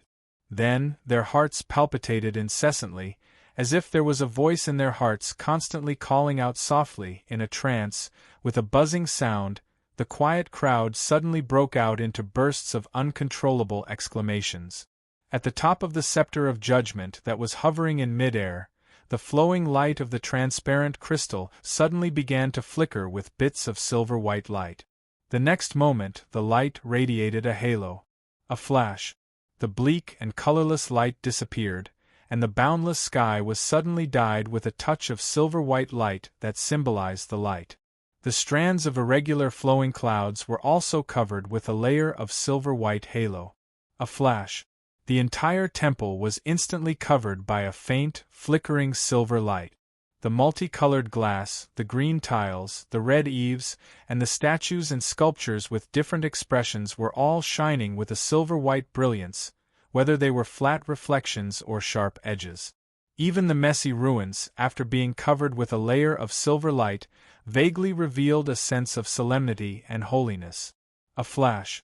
All the faces in the field were covered with a layer of faint silver light. Confusion, excitement, anticipation, vigilance, disapproval. Their expressions were all different, and they were all different. In a short moment, the silver light flickered, and everything in the world was bathed in the light of the silver light together. Suddenly, rumbling, like rolling thunder suddenly exploded in the sky, but it didn't seem abrupt. In fact, everyone felt that this was natural, and they were even a little expectant. Just like the sound of a few wooden hammers before the trial started in the court of judgment. Realization dawned on them. The trial was about to begin. As soon as the thought appeared in their minds, the flowing clouds that had gathered in the sky above the scepter suddenly emitted a bright silver light, radiating in all directions. Then, a towering shadow in a dark golden coat slowly condensed and appeared behind the flowing clouds. Gold and silver light flickered, complementing each other, making the shadow look even more solemn and holy. With the sun above its head and half sitting on the clouds, the shadow wasn't very clear in the eyes of the people below. They could only vaguely see that it was holding a codex in its left hand and a dark golden hammer in its right hand. However, this was also in line with everyone's psychological expectations. How could the face of a god be so sacred and dignified that ordinary people could easily look at it and blaspheme it? In the next moment, the hammer fell, and a loud clang echoed between heaven and earth and in the hearts of all living beings. Then, a majestic voice resounded through the world. Oracle Codex, Punishment Chapter. It wasn't the shadow that spoke, but Varen below. At this moment, he made a mysterious gesture with his hands in front of his chest, as if he had peeked at the codex above his head, and solemnly repeated, "I love the world, I love the good people, and I love the sinners. The floating world is a sea of evil. Unintentional, intentional, active, and passive, all of them are sinful.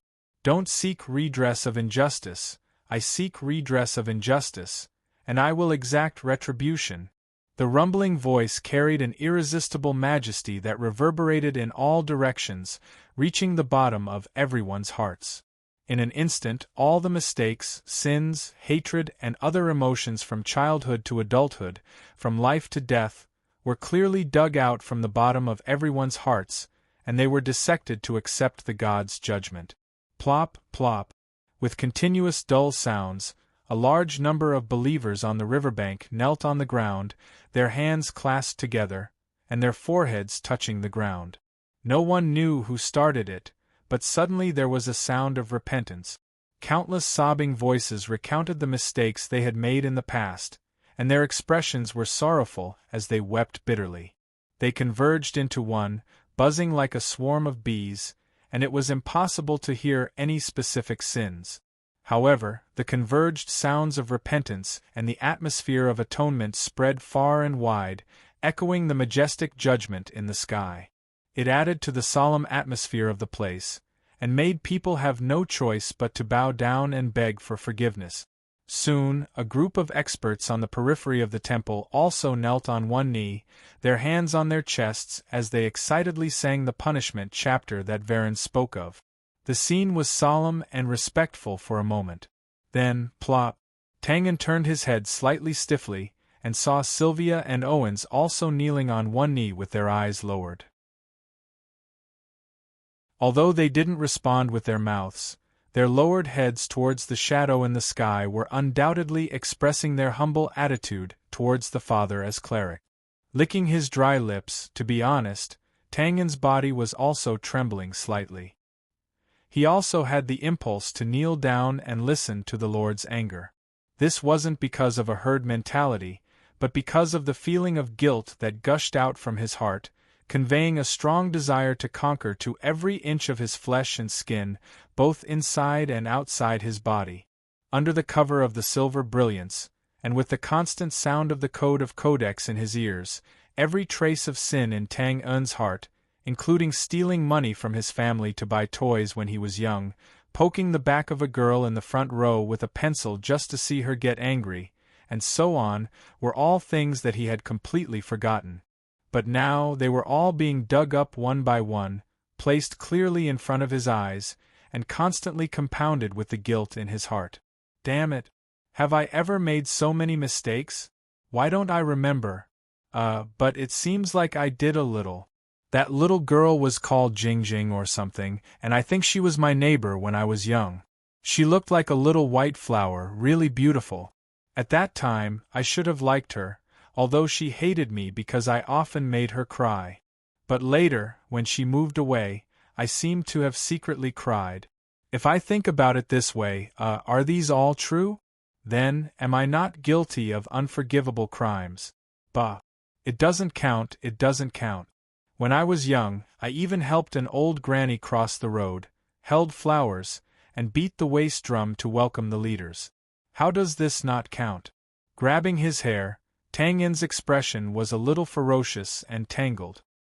He racked his brains to think of all the good deeds he had done, and collected them to build a dam to resist the constant impact of the sinful black current in his heart. At first, he could still bear it. Although Tang Yin in the present world was not a good person, he did not make any big mistakes either. The two offset each other, and he could still bear it. However, when he recalled the journey in the other world, and the carnage along the way, the dam in his heart suddenly collapsed, and he didn't know where it was washed away in an instant. It turns out that I really am unforgivable. Every mistake shall be punished. Every sin shall be purified. As the judge's voice slowly became more and more dignified, Varen glanced down. The corners of his mouth moved, revealing a smug smile as if everything was under his control. On the ground below, Tang Yin's body trembled. He looked down at his hands and shook his head slightly, his gloomy expression somewhat self-deprecating. Wu Ding's eyes flickered slightly when he saw this. He seemed a little regretful, but he did not say anything, nor did he make any move to stop him. He just looked on indifferently. Then, his gaze froze, he raised one hand, touched his nose halfway, and then raised it high above his head. Facing Varen, whose smile froze, and the towering dark golden shadow in midair, he curled up his 4 fingers one by one, leaving only his middle finger. He looked up with a serious and mocking expression. If you don't act tough, we're still enemies. Every evil shall be judged. Pause for a while. Varen looked at the big middle finger with a solemn expression. Although he did not understand what it meant, looking at Tang Yin's mocking smile, there was no doubt that he understood. The corner of his eyes twitched. He was shocked and furious. He suddenly changed the topic. You must be killed. Killed on the spot. Thrown into the magma of hell and burned by the evil soul fire for eternity. Of course, this was not the content of any code. If it was spoken in a hysterical tone, it would be a vicious curse. However, Tang Yin shrugged, treating it as a fart. He twisted his lower body and his bones cracked. His body became relaxed and straight again. He frowned and turned his head. Elder Lu, what kind of evil means of attack is this? After a short pause, the corners of Wu Ding's mouth gradually rose. He looked at Tang Yin with faint admiration. This is the self-proclaimed divine art of the temple. In my opinion, it's roughly a variant of psychic magic, mental magic, and the like. However, after combining it with the unique aura effect of the temple, it creates an extraordinary scene of the gods being judged, and its power is multiplied. Well, I'm still a little curious. How did you get out of it? That was the reason. In the eyes of Wu Ding, who stood at the peak of martial arts and saw through the origin of power, the so-called divine art, after stripping away all kinds of external effects, was the general mental and psychic magic. Of course, this was not the meaning of despising the divine art. The 1,000-year heritage of the temple was not a joke. Under their influence, the believers of the brand had long subconsciously accepted the concept of God. In this way, after seeing the gods come to the world in person to preside over the judgment, the impact on everyone's mind was naturally imaginable. For example, the believers and residents on the other side of the river. The sins that they were confessing now were almost all secrets that were buried deep in their hearts and were ready to be taken into the coffin. If they said it under normal circumstances, it might take countless duels and countless trials to settle it one by one.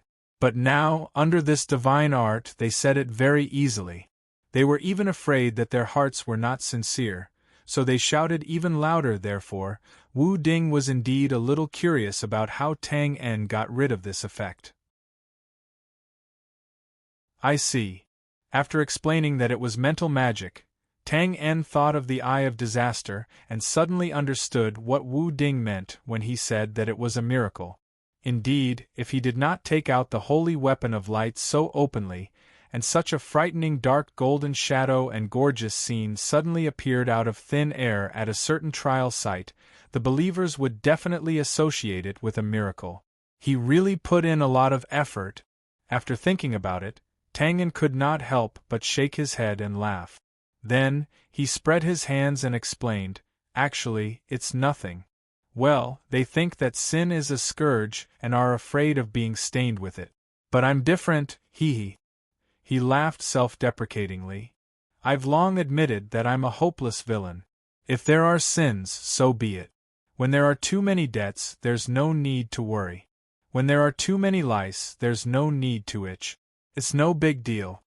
Listening to these valiant remarks, Wu Ding could not help but be stunned. After being stunned for a while, he raised his head and laughed. "Ha ha! What a hopeless villain! Black and white, good and evil, the rugged and smooth path. It seems relatively distant, but when it evolves to the extreme, it's close to the real great path. Little Tang, oh little Tang, you're destined to have a great future, a great future!" Huh! Blinking, Tang En did not understand what he was saying, but he felt that it was awesome. After pondering for a while, he realized that Wu Ding seemed to want him to continue being a villain and carry it forward. His gaze suddenly changed. He carefully looked at Wu Ding's expression, trying to see if it was a reverse taunt. Well, it did not matter if it was a taunt or not. The way the two of them talked and laughed as if there was no one else around undoubtedly greatly irritated Varen, who was in the air. As a holy weapon of light, the scepter of judgment naturally had more than just mental attacks. After hastily ending the declaration of judgment, Varen's expression suddenly turned serious, and he slowly waved his hand down. At the same time, the sound of rolling thunder appeared again. The towering and majestic shadow also waved its right arm, and a dark gold hammer as large as a thundercloud smashed toward Tang En with a terrifying force that could destroy the world. Before the hammer arrived, an irresistible and immovable will of the god had already filled every corner of the area in an instant. Sylvia and Owens, who were kneeling on one knee, were stunned at first, and then their bodies suddenly stiffened. F***ck. Owens raised his head with difficulty and glared fiercely at Varen, who had a ruthless expression on his face. He gritted his teeth. Sylvia's situation was not much better. Her arm, which was supporting herself on the blue tile, trembled violently, and spiderweb-like cracks instantly spread across the entire roof of the side hall. However, she still could not straighten her delicate body, which was half bent. Obviously, Varen's move was not only to kill Tang En and Sylvia, but also to obliterate the two disobedient clergymen. What kind of move is this? Tang En could no longer care about whether Wu Ding's words were sarcastic or not. He frowned and asked as he felt the force madly pressing against him from all directions. It's still a mental attack, but one that can affect the physical body. After a pause, Wu Ding narrowed his eyes and raised his head. He continued unhurriedly, "To put it simply, if you are hit by this hammer, not only will your mind collapse instantly, but your body will also vanish into thin air and turn into ashes." "Tch, what's the way to break it?" Twain's question was very concise and comprehensive. He believed that no matter how heaven-defying the power of the scepter of judgment was, it was impossible for it to suppress Wooding. Wu Ding did not answer immediately. Instead, He waved the golden-ringed sword in his hand and asked, "What do you think of this sword?" "It's pretty good. It has a beautiful appearance and is of high quality at a reasonable price. It's a must-have for traveling and robbing." Looking at Wu Ding's increasingly speechless expression, his voice gradually weakened. Finally, Tang En grinned and said, "Well, it's a matter of life and death. Elder Lu, don't keep me in suspense. If you have something to say, just say it." Sighing helplessly, Wu Ding shook his head and said, "What I want to say is that no matter how strong the scepter of judgment is, it's just a dead object. After all, it still needs people to exert its power as much as possible. Do you understand?" "Understood." Tang En nodded. "You mean to kill Varen? Well, that's a good idea, but you're going to do it?" "No, you're going to do it." Tang En was stunned when he heard this. "Are you kidding? I want to do it, but that guy is floating in the air. I can't fly."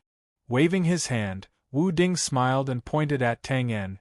"If I say you can do it, you can do it." As soon as he finished speaking, Tang En's expression suddenly froze. He looked at his feet that were slowly leaving the ground. There, two pale-colored shadowy swords were gradually lifting his body into the air. F***CK. Elder Lu, have I ever told you that you're really like a F***King Quack?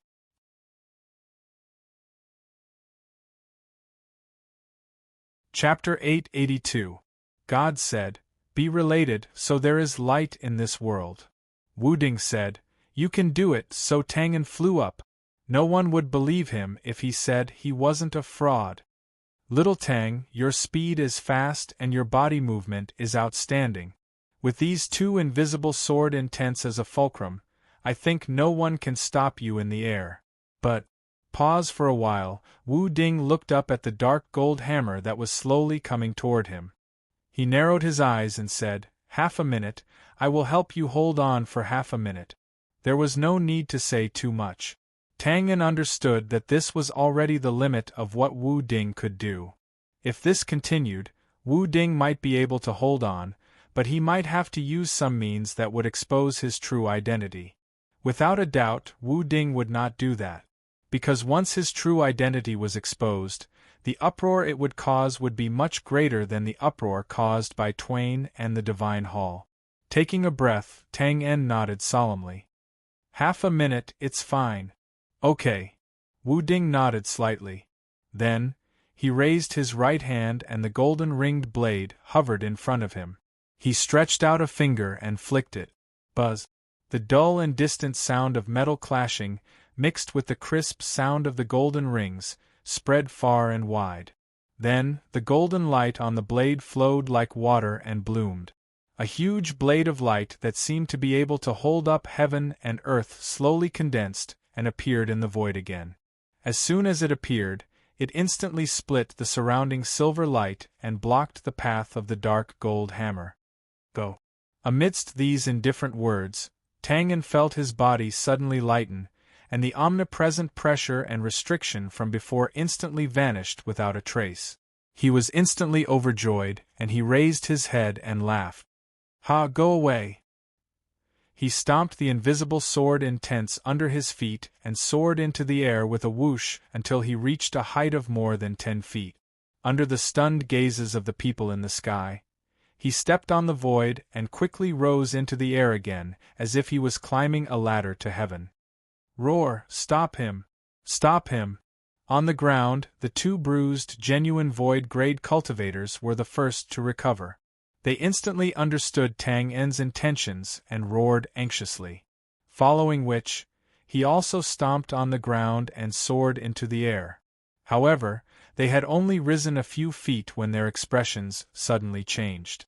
They forcefully twisted their waists and turned around, quickly falling to the ground. At this moment, with a hissing sound, a strong gust of wind blew, and a ray of saber light flashed past their eyes, breaking through the air. If the two of them hadn't reacted quickly enough, they would have been cut into 4 pieces. Not far away, Wu Ding retracted his palm that was as straight as a blade and said indifferently, "You guys should stay." As soon as he finished speaking, he flicked his sleeves and waved his hand. A biting cold gust of wind suddenly rose from the ground, instantly sending Sylvia and Owens, who were on the roof of the side hall, out of the range of the magical hammer. "You can leave now." After casually doing all this, Wu Ding no longer paid any attention to it. He raised his head and looked at the slowly descending magic hammer and the huge blade light that had dimmed under its formless might. He frowned. Once again, he flicked his finger onto the blade. With a clang, this time it was like a great bell, and a golden ring instantly exploded. Ripples invisible to the naked eye rippled outward. Hua hua hua, the roof of the side hall next to him, which was where Xia Weian and the other had been standing, suddenly trembled, reflecting a silver luster. Then, they all slid down the slope and fell to the ground with a loud bang. At the same time, above Wu Ding's head, the huge saber light that stood between the sky and the earth suddenly shone brightly. It was so dazzling that the dark gold magical hammer that had been falling at a constant speed could not help but pause, as if it felt a strong and invisible resistance. Blocking from afar. This was the strategy Wu Ding was now adopting. Although it seemed a little negative, it was actually the best way. It should be known that although Varen's strength was average, the divine art that came with the scepter of judgment could not be underestimated. If the magical hammer collided with the huge saber light head-on, Wu Ding would have no choice but to forcibly suppress it. At that time, it would be difficult to say whether he could keep his true identity. Of course, even if Wu Ding's strength was amazing, it was impossible for him to block the dark gold magical hammer by using such a method that was like binding his hands and feet. In the end, it was just a matter of half a minute. Everything depended on Tang En. Flying was the oldest dream of humans who walked on land. Now that Tang En was flying in the air against the wind, he felt especially good, so good that he could not control himself. Previously, because of the difference in cultivation system, although Tang En's strength was enough, he could only fool around on land. When they saw an enemy with the strength of a void realm flying in the air, most of them would sneer in disdain and secretly curse him, then lead him to the ground with infinite resentment and kill him or cripple him. Of course, the current Tang En absolutely could not think of a void realm birdman. He only felt that he was a carefree immortal who was walking on a sword. Wasn't that right? He was also stepping on a sword now, and there were two of them. Although this was only a fulcrum and could not be controlled freely, let alone fly on a sword, it was still sending him to the sky, wasn't it? Haha. Thinking of this, Tang En could not help but feel happy and satisfied. He stood in the void and looked into the distance. What a view of the mountains and rivers, as beautiful as a painting. When he looked up, damn! Under the silver brilliance of the sky, a brilliant Milky Way hung upside down in an instant. Upon closer inspection, it was clear that countless light swords were rapidly breaking through the air, whistling in bursts, and their power was truly awe-inspiring. It was the Temple Mage Regiment that had been scattered by Wu Ding before. Although the two Void Realm warriors on the ground did not succeed in pursuing, their warning roar still woke up the people in the sky. With the advantage of distance, the surrounding mages quickly blocked Tang En's flight path and attacked. With a shudder, Tang En instantly recovered from his happy dream, and only then did he remember the purpose of flying in the air. He could not help but wipe the cold sweat from his forehead. His figure flashed and disappeared in an instant before the light swords hit him. "Pause for a while," he roared. "Over there! Attack!" The sky was unobstructed and there was nowhere to hide. As soon as Tang En flashed out of the range of the light swords, he was immediately discovered by the surrounding mages. Suddenly, all kinds of lightning, fireballs, wind blades, icicles, and other instantaneous low-level magic were thrown at him. The colorful scene was spectacular for a moment. However, it was a pity that before these magic were launched, Tang En had already stepped in the void and ran in a Z-shaped arc as if he was walking on flat ground. Not only did he successfully avoid most of the magic, but he also shortened the distance by a lot. When the second round of magic was launched, Tang En's figure once again completely disappeared from the sight of the mages. Where is he? Where is he? Don't panic, he can't be. Above, he's above. Attack. No, this guy's speed is too fast. Slow down. Use speed reduction magic. There was no doubt about Tang En's speed. If he did not rely on any means and only relied on his two legs, Wu Ding could only admit defeat in front of him. Now in this vast sky, although Tang En could not move as freely as he did in Holy Light City. However, up, down, left, and right, the three-dimensional and vast boundless space undoubtedly allowed his speed to be fully and terrifyingly displayed perfectly. Moving freely, he easily exceeded the limit that the human eye could bear. Just as the gathered mages were making a commotion, Tang En withstood all kinds of magic and his figure flashed in the air like a ghost. When he appeared for the last time, he was already among the mages. In an instant there was a whoosh. The mage's instinct, that is, the iron law that prevented warriors from getting close to their surroundings, caused some of the mages to cry out in alarm and subconsciously want to scatter and escape. Of course, there were also many clear-headed mages who were extremely clear about the situation at hand. Behind them were Varen and the other higher-ups of the temple who were casting spells. If they were broken through and Tang En successfully rushed over, the consequences would be unimaginable. They screamed at the top of their lungs, "Damn it! Everyone, don't panic, hold up your shields, don't scatter, don't scatter." Some things could not be done even if one understood them. Tang En, who had rushed into the group of mages, was like a tiger in a flock of sheep. There was no match for him at all. Moreover, although time was of the essence, as the saying goes, sharpening the axe will not delay the work of cutting firewood. Tang En did not mind using these clear-headed diehards as an example to others. His figure flashed in an instant, and with a wave of his hand, a demonic blood dagger pierced through the head of an old mage who was shouting loudly. "One must keep a low profile." A faint voice sounded. With a bang, the seemingly sturdy magic shield was like a fragile eggshell under the blood dagger, unable to withstand a single blow and shattered into pieces. The blood dagger cut downwards and pulled horizontally.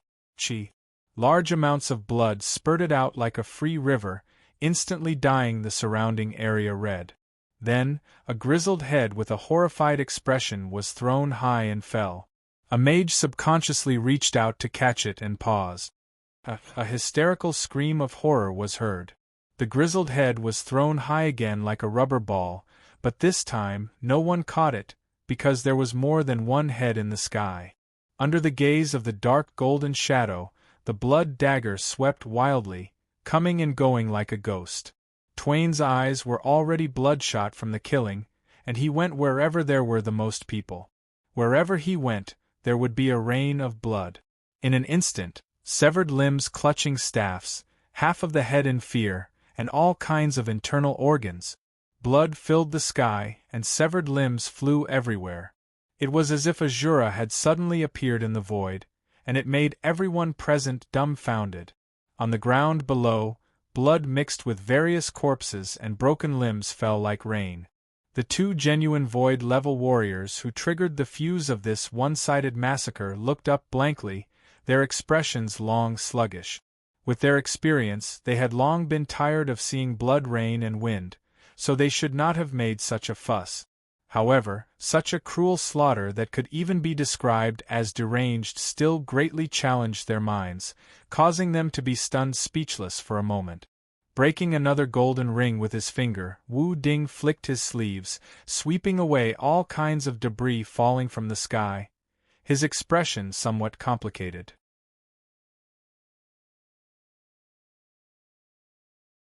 His body stiffened, and the vague chanting stopped abruptly. The black-robed mage wanted to curse, wanted to strike with his staff, and had all kinds of thoughts, but the reality was that he just stood there in a daze, stupidly watching Tang En get closer and closer, and finally walked past him without slowing down, without attacking, as if he did not see him at all. Tang En directly walked past the black-robed mage and continued to run toward Varen and the others in the distance. He did not die, but the black-robed mage turned his head stiffly, and there was no ecstasy on his face after narrowly escaping death, but a dejected and defeated look. "Weren't you very happy to shout? Weren't you very righteous? Didn't you say that the Father God was watching from above? Now that I, an evil heretic, am walking beside you, within reach, why don't you dare to curse? Why don't you dare to attack? Even when I have my back to you and am defenseless, you still don't dare to attack. Look, you are afraid, the hand holding the staff is trembling. This is the true face of a righteous disciple of the temple. Coward! Hypocrite! Killing you would dirty my sword." Facts spoke louder than words. Tang En used facts to slap the black-robed mage in the face, and also completely shattered the confidence of the surrounding mages to resist. However, not everyone chose to give up. While Tang En was entangled with the temple mages, 3 figures flew in the air, blocking in front of Varen and the other higher-ups, forming a triangular formation. Tang En glanced at them as he rushed over and frowned slightly. They were familiar. They were the 3 masters who had touched the threshold of void rank outside the city. Now they had completely put away their contempt and clenched their spears, their expressions solemn. "This is a bit troublesome." With this thought, Tang En rushed over like a whirlwind, ignoring the 3 people's subtle encirclement. When he was about 10 feet away, he suddenly stepped on the invisible sword intent under his feet, and his body instantly rose into the air. Opportunity! The 3 Dochi experts raised their heads and their eyes lit up at the same time. What they were afraid of was Tang En's abnormal speed and ghostly body movement, but they were not worried about other aspects.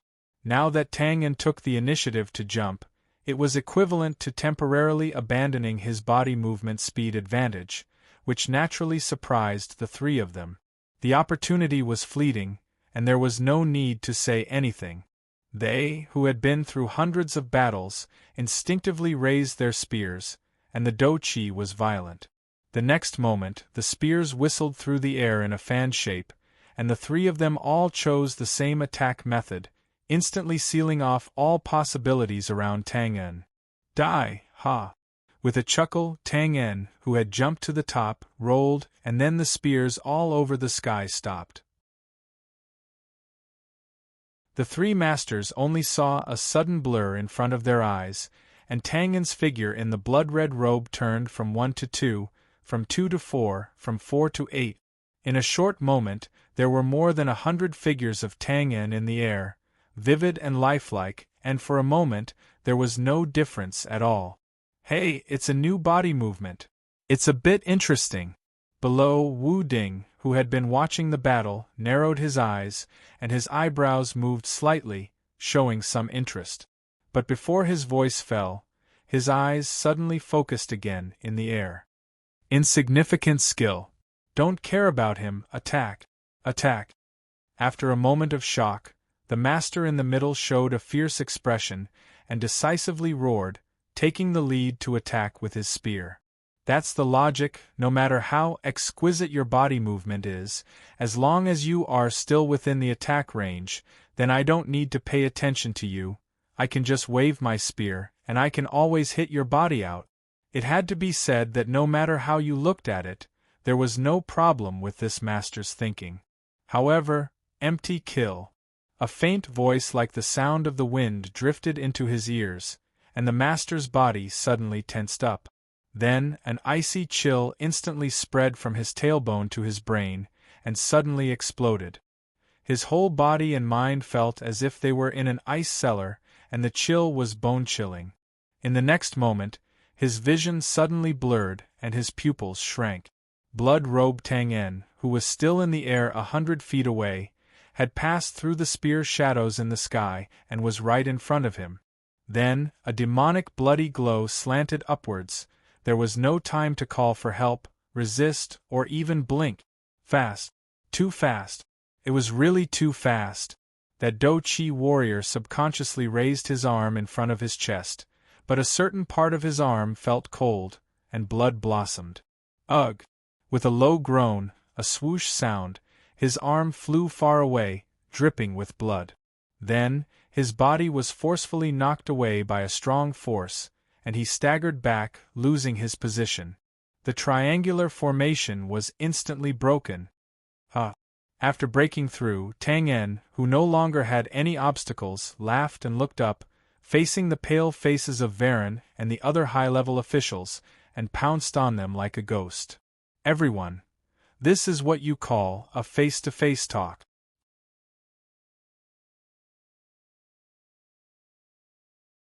Chapter 883. Everyone, this is what I call a face-to-face talk. He said with a smile, but his tone was not polite at all. But Varen and the others were stupefied and speechless when they heard this. A week ago, when the letter was delivered to the Northern Temple, they saw the words, a face-to-face talk. At that time, they thought that the other party had given in. They did not think that it would be logical for them to want to kill him. More than 10 minutes ago, outside Holy Light City, when they heard the words, a face-to-face talk again, they still thought it was a joke and dismissed it. Now, the other party was really in front of them and said that they would have a face-to-face talk with a smile. They were terrified. High up in the sky, the silver light was still boundless, covering heaven and earth. But this color that represented light could not give Varen and the others the slightest bit of warmth now. They only felt that the cold wind here was so bone-chilling that their bodies and minds trembled as they shivered. After a pause, suddenly, Varen waved his hands wildly, his old face pale, and shouted hysterically, "Stop him, stop him!" The scepter of judgment was in Varen's hands, so it was impossible for him to move it. In this way, the only ones who could stop Tang En now were naturally the dozen or so higher-ups of the temple. They were not weak. At least their magic cultivation was much higher than the mages in the mage regiment of the temple. And it was worth mentioning that they only needed to stop. That's right, Varen had already accepted the reality. He only wanted to stop Tang En now, no matter what method he used, as long as he could delay him for a dozen seconds. He had absolute confidence in the power of the scepter of judgment. In fact, as Wu Ding had expected, the reason why Varen was reluctant to use this weapon of mass destruction was because he was constantly weighing the pros and cons.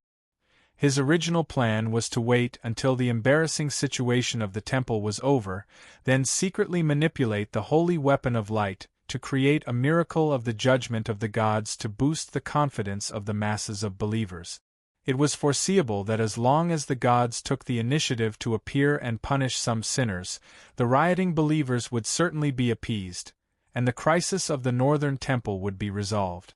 But what he did not expect was that before he could find the right opportunity, Tang En had come to kill him and forced him to use the holy weapon of light. In fact, it was not a big problem to use it in advance.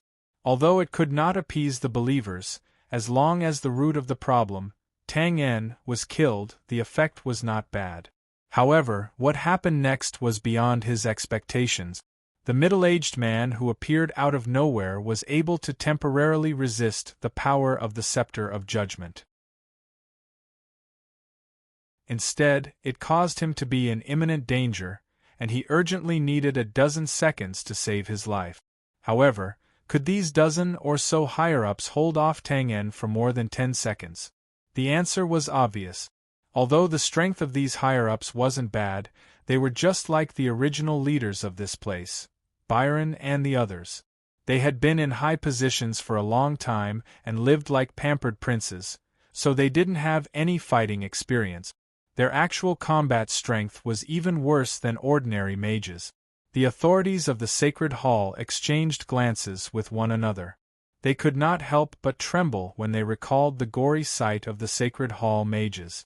They could not control their aged bodies, let alone step forward to stop the attack. Time was of the essence. If they did not come, Tang En would not be courteous. He stepped into the void and rushed up. He only glanced at them, raised his dagger, and pretended to be about to slash. Ah, they screamed in horror. The dozen or so higher-ups, who were like wooden stakes just a moment ago, suddenly scattered like rabbits who had been shot by arrows. They screamed and fled without looking back. They even forgot that they could use magic. They picked up their robes and ran wildly in the air like Tang En. It was really ridiculous. Ha ha! Tang En could not help but laugh happily when he saw this. He shook his head in disdain and rushed directly to Varen. The latter's old face alternated between red and white. He pointed angrily and shouted while stammering, "Trash, trash, trash.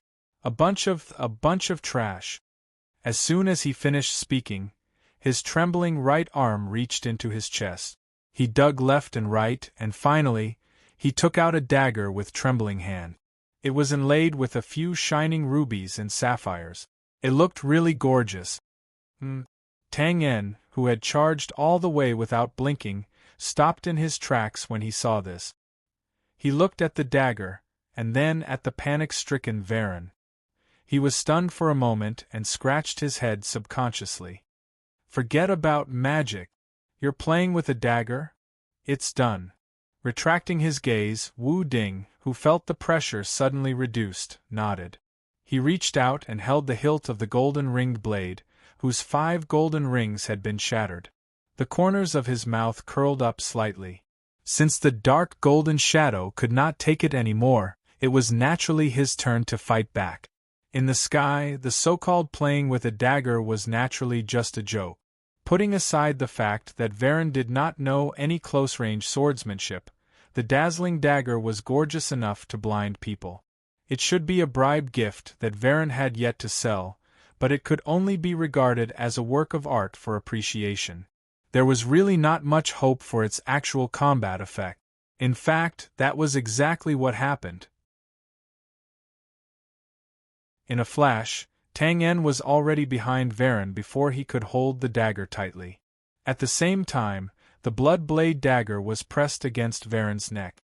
Good boy, the dagger is not something you can play with. Along Varen's arm, Tang En deftly reached out and snatched the exquisite dagger. He spun it dangerously around his fingertip. See, at least do this before you can play with a dagger, understand? Varen, whose neck was slightly raised and body stiff, nodded subconsciously. His expression was bleak and terrified. Ha, not bad, not bad. Tang En patted Varen on the shoulder with a smile on his face. He looked satisfied that Varen was worth teaching. Stop. Let go of the bishop. Damn it, it was only at this moment that the warning roar filled with shock and anger belatedly arrived. It was the 3 combat energy masters. Even the one with the broken arm came over, bearing the pain and looking anxious. Tang En ignored them. He looked up and narrowed his eyes at the staff of judgment that was hovering in the air and within reach. His eyes could not help but flicker slightly. As Varen and the dozen or so higher-ups of the church withdrew their magic, the staff of judgment now appeared much dimmer, with little silver brilliance. The towering dark golden shadow above also gradually blurred. It was no longer a threat, and would dissipate on its own before long. However, this did not negate the fact that the staff of judgment was indeed an extremely rare item. Since it was a good item, naturally everyone wanted it. Tang En was no exception. However, after observing it for a few seconds, Tang En forced himself to withdraw his gaze. He sighed regretfully and stopped looking at it. This thing was not the eye of disaster. It was a treasure that had an owner and was very likely to be psychic. Tang En had a vague feeling that once he touched this thing, he would be in extreme danger, and the consequences would be unpredictable. Seeing this, a trace of disappointment flashed in Varen's eyes, but it was immediately replaced by panic. Feeling the chill on his neck, he forced himself to calm down. Tang En, don't be impulsive. Let's talk. Yes, we can talk about anything. Glancing at the combat energy masters who had surrounded him again, Tang En chuckled. Haha, what's the matter? Do you agree to withdraw from the north now? No problem. I promise you, there's absolutely no problem. The more respected a big shot was, the more afraid they were of death. This was because compared to ordinary people, there were too many things they could not bear to leave behind. Varen was like this. Therefore, even though he knew that he did not have the right to make the church withdraw from the north, he did not hesitate to agree in order to stabilize Tang En and save his own life. However, Tang En shook his head slightly and grinned. No, the time is different and the market is different. TSK, don't be impulsive, everyone.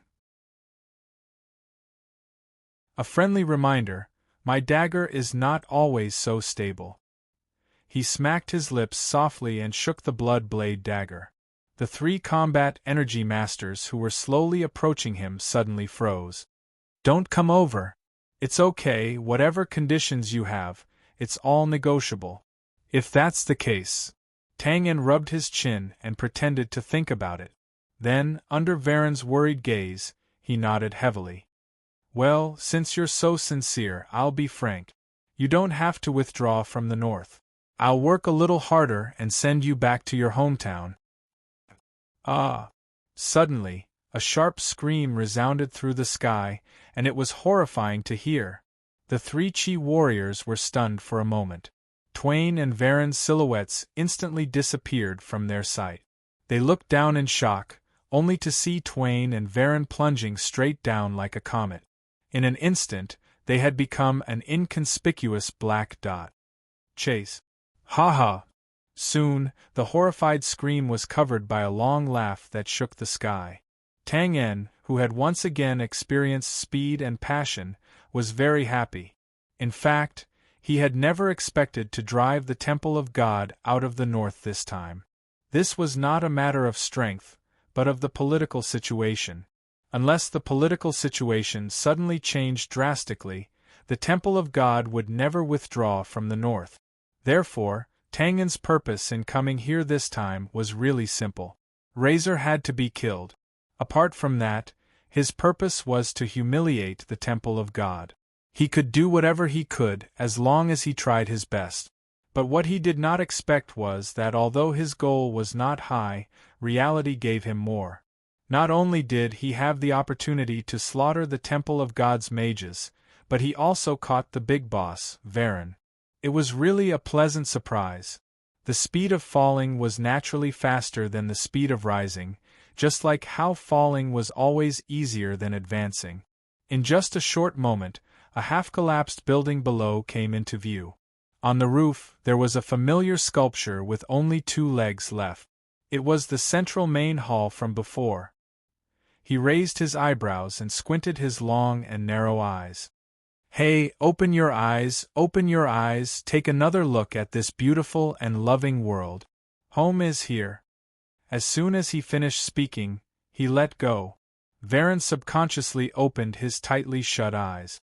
In an instant, the blue tiles and vermilion eaves came into view. His eyes bulged, and he opened his mouth as if he wanted to shout something. Boom! There was a loud thunderclap, and another corner of the half-collapsed main hall was missing. Broken stones and bricks flew in all directions. No! The combat aura warrior who was 1 step slower hovered in midair and reached out his hand. He looked at the mighty main hall that was filled with smoke and dust, and could not help but raise his head and roar. Without any protection, the outcome of falling from such a height could be imagined. Well, it could only be imagined. He believed that no one would be willing to witness it with their own eyes. I told you to arm wrestle. Now, someone's dead. In the distance, Owens licked his dry lips and muttered. He had mixed feelings. To be honest, he had been unhappy with Varen for a long time. Of course, Varen should feel the same way about him. Now that he had seen Varen fall into the main hall with his own eyes, there was no possibility of survival. It would be a lie to say that he was not happy. However, when he thought about how that annoying old face had turned into a pile of meat paste in an instant, he could not help but feel a little sad. After all, he was a member of the temple. What a tragic end. Sylvia felt the same, but she did something else. She pursed her lips and stared at the door of the main hall. After a while, the dust settled. Suddenly, with a bang, the half-collapsed door of the main hall flew out in the air, as if it had been kicked open from the inside. Then, cough cough. Cough cough. In the midst of coughing, a figure waved his hand to disperse the dust in front of him, and walked out easily. Needless to say, this could only be Tang En. There was no one beside him, and Varen was nowhere to be seen. Of course, Tang En would not bring out a pile of meat paste just to show off. After taking a few steps, before he had left the main hall, Tang En suddenly stopped in his tracks, as if he had discovered something. He looked sideways at the stone ball next to his feet, paused, shook his head, and chuckled. With the tip of his foot, he grabbed the stone ball and walked out of the main hall. Immediately, a mocking voice spread from afar. I asked you to withdraw from the north, but you refused. You only know how to be afraid now that I have to kill you personally. You're really despicable. Obviously, this was a blatant attempt to draw hatred. It was also the purpose of Tang En's attack. The effect was good. In just a short moment, Tang En felt countless scorching, murderous gazes directed at him. If looks could kill, Tang En would have been smashed to pieces.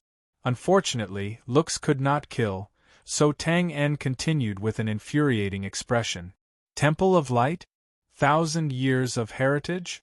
Haha, that's all there is to it. He laughed and looked up at the dark golden figure in the sky that was gradually fading away. Once again, he raised his big middle finger. You're the god of light? Well, even if you're a god. Phew. He inhaled and exhaled. Suddenly, he took a step forward, his bloody clothes fluttering. His whole body swung his arm in a posture of great strength and beauty. In an instant, something flew up against the sky, breaking through the air with a sharp whistling sound. It was the stone ball. If someone had good eyesight, they would find that the stone ball was the head of the statue that had smashed down earlier. Sorry, you're a god, but you can't appear in the places I go in the future, because those places are— He swung his arm again. With a whoosh, a stream of light flashed by and accurately nailed the forehead of the statue between its eyebrows. It was Varen's extremely gorgeous and strange dagger. Forbidden Zone of the Gods. Get lost. As soon as he finished speaking, the head of the statue rose rapidly in front of everyone's eyes, going straight to the forehead of the dark golden figure. It pierced through again and dug out a round empty hole, revealing the jade sky behind. Warm light seeped in, but it seemed out of place with the faint silver glow around it. There was dead silence. Everyone's eyes were fixed on the blank light. Shock, stupefaction, disbelief, all mixed together, and finally, they were stunned speechless. A few breaths later. Woo woo woo. Faint cries could be heard from afar. It was the believers and residents by the river bank. They did not know what had happened in the temple. They only saw that the dark golden statue, which had been majestic and solemn just a moment ago, was suddenly hit by a blank space between its eyebrows. As if it was dead, the figure of the statue gradually faded. When a god died, their faith naturally collapsed along with it. Therefore, the believers wailed and cried. However, the blow did not end there. Kill him! Kill this blasphemer! Kill! Extreme silence turned into extreme chaos in an instant. The entire temple seemed to be roaring, and trembling. All the clergymen were instantly enraged by Tang En's actions. Amidst the deafening battle cries, countless figures madly rushed toward him. But at this moment, suddenly, there was a bright and dazzling light. The faint silver glow between heaven and earth was instantly swept away. Instead, it was replaced by a golden light that filled the sky. It was a huge golden sword light that towered between heaven and earth. Wu Ding had made his move. Without the suppression of the dark golden magic hammer, the golden sword light burst out and directly shattered the dimming shadow of the god completely. It stood proudly and looked down on the world. The battle cries suddenly stopped. At this moment, the people of the temple remembered that there was such a killing god hiding nearby. They looked up at the majestic golden sword light and held their breath. The courage that they had just gathered in their bodies dissipated instantly. They could not help but feel fear and tremble all over. A long laugh shook the sky. Ha ha, forbidden zone of the gods! Since this is the case, there is no need for this place of faith to continue to exist. Leaping into the air, Wu Ding held the golden sword high. Compared to the majestic sword light that could swallow the whole world, his figure seemed as small as an ant. But now, no one dared to underestimate this insignificant figure. In their fearful gazes, they saw Wu Ding half turn and push the huge sword light down like thunder. Boom, boom, boom. In the continuous sound of explosions, the golden light was everywhere. Rows of buildings collapsed together. All kinds of sounds were mixed together, as if the whole earth was trembling and wailing. He didn't intentionally hurt anyone. In fact, if there were still people with a clear head, they would realize that this tyrannical saber light continued to cut down the dark ravine from before. Rushing straight ahead, the earth dragon giant python appeared again and wreaked havoc. The only difference was that this earthen dragon giant python did not have any restrictions. It rushed straight ahead at will, dragging out a shocking deep ravine and expanding its territory until it crossed the whole temple and reached the bank of the small river. Splash! Huge waves surged up to the sky and slammed on both sides of the river. Water droplets splashed everywhere like rain. The scene was extremely spectacular. Then, in a short moment, the level of the entire small river suddenly dropped sharply. It turned out that after the north and south of the temple were connected, the river flowed backward and rushed into the deep ravine because of the terrain. In the end, it formed a T-shaped river, directly dividing the temple into two sides. The 1,000-foot temple was cut open by the sword, and the sky and clouds lingered together. This scene was like the work of the gods creating the world. It was incredible. Everyone present was dumbfounded, and could not come back to their senses for a long time.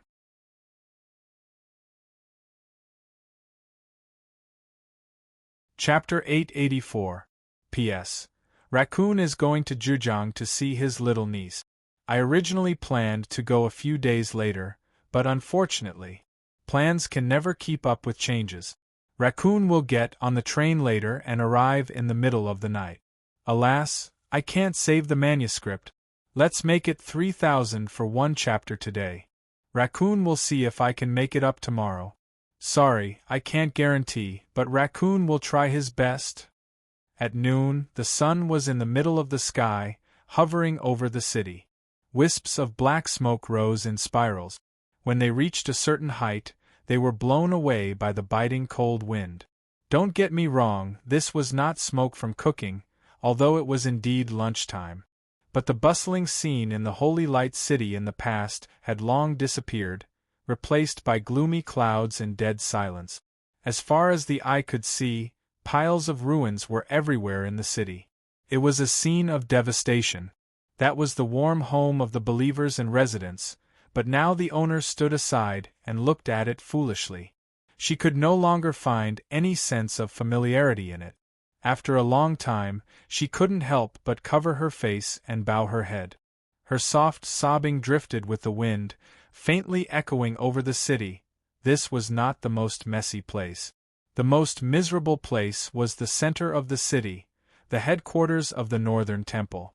Most of the divine palaces here that people used to talk about had now been reduced to ruins or simply disappeared. Vaguely, some broken limbs and bloody corpses could be seen among them, exposed under the sun. It was creepy to see. But now, no one went to clean it up. The people who were still alive were lying or sitting, like statues, without the slightest vitality.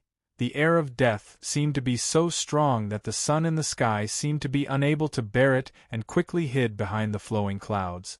Then, a large shadow suddenly fell. It looked as if this place, which had been favored by the gods for thousands of years, was now ruthlessly abandoned by the gods. It no longer had the glory of the past and was dim and dull. By the river, Sylvia sat quietly, looking at the slow-flowing water in front of her with blank eyes. The unique smell of the newly turned soil surrounded her nose. It was a little sobering, but also a little stale. He did it. He broke into the Temple of Light alone, left a mess, and then left. He really did it, as a member of the clergy, seeing the current state of the Holy Church. Instead of thinking about revenge, they were shocked by the miraculous actions of the perpetrators. This was somewhat unreasonable. However, the reality was that Sylvia was not the only one who had such thoughts. The people in the temple, who were slumped like statues, also had similar thoughts. Perhaps the only difference was that they found it even harder to understand and completely unacceptable. We are the Temple of Light. We are the Temple of Light. We are the Temple of Light with thousands of years of history. Our influence is spread across every inch of Bran. Who was that Tangan? A little assassin with some strength and a few subordinates. But why did we lose? And he lost so miserably? I don't understand. What are you thinking about? Owens walked over slowly and lowered his head to look at the newly opened river that divided the temple into two. He smiled bitterly at first, then shook his head in self-mockery and said in a low voice, "Actually, overall, with the addition of such a river, the temple has become pretty good." This was the truth. Although the T-shaped river had divided the temple into two, the temple's layout was not very good. But as a whole, especially when looking down from above, the layout of the temple was not damaged much. On the contrary, it was more elegant and lively. If a few more arched bridges were laid on the river, it would be a nice view. Of course, after knowing the details of the matter, hearing these words again would be a little harsh. If these words were to spread to the ears of the people in the other temples, Owens would not have a good time. However, Sylvia certainly did not think so. She did not express any opinions on this matter. She just pursed her lips and said, "How are the lords over there?" The lords she referred to were naturally the 10 or so high-level members of the Holy Church. Although the embarrassing scene of them fleeing without a fight was really unbearable to look at.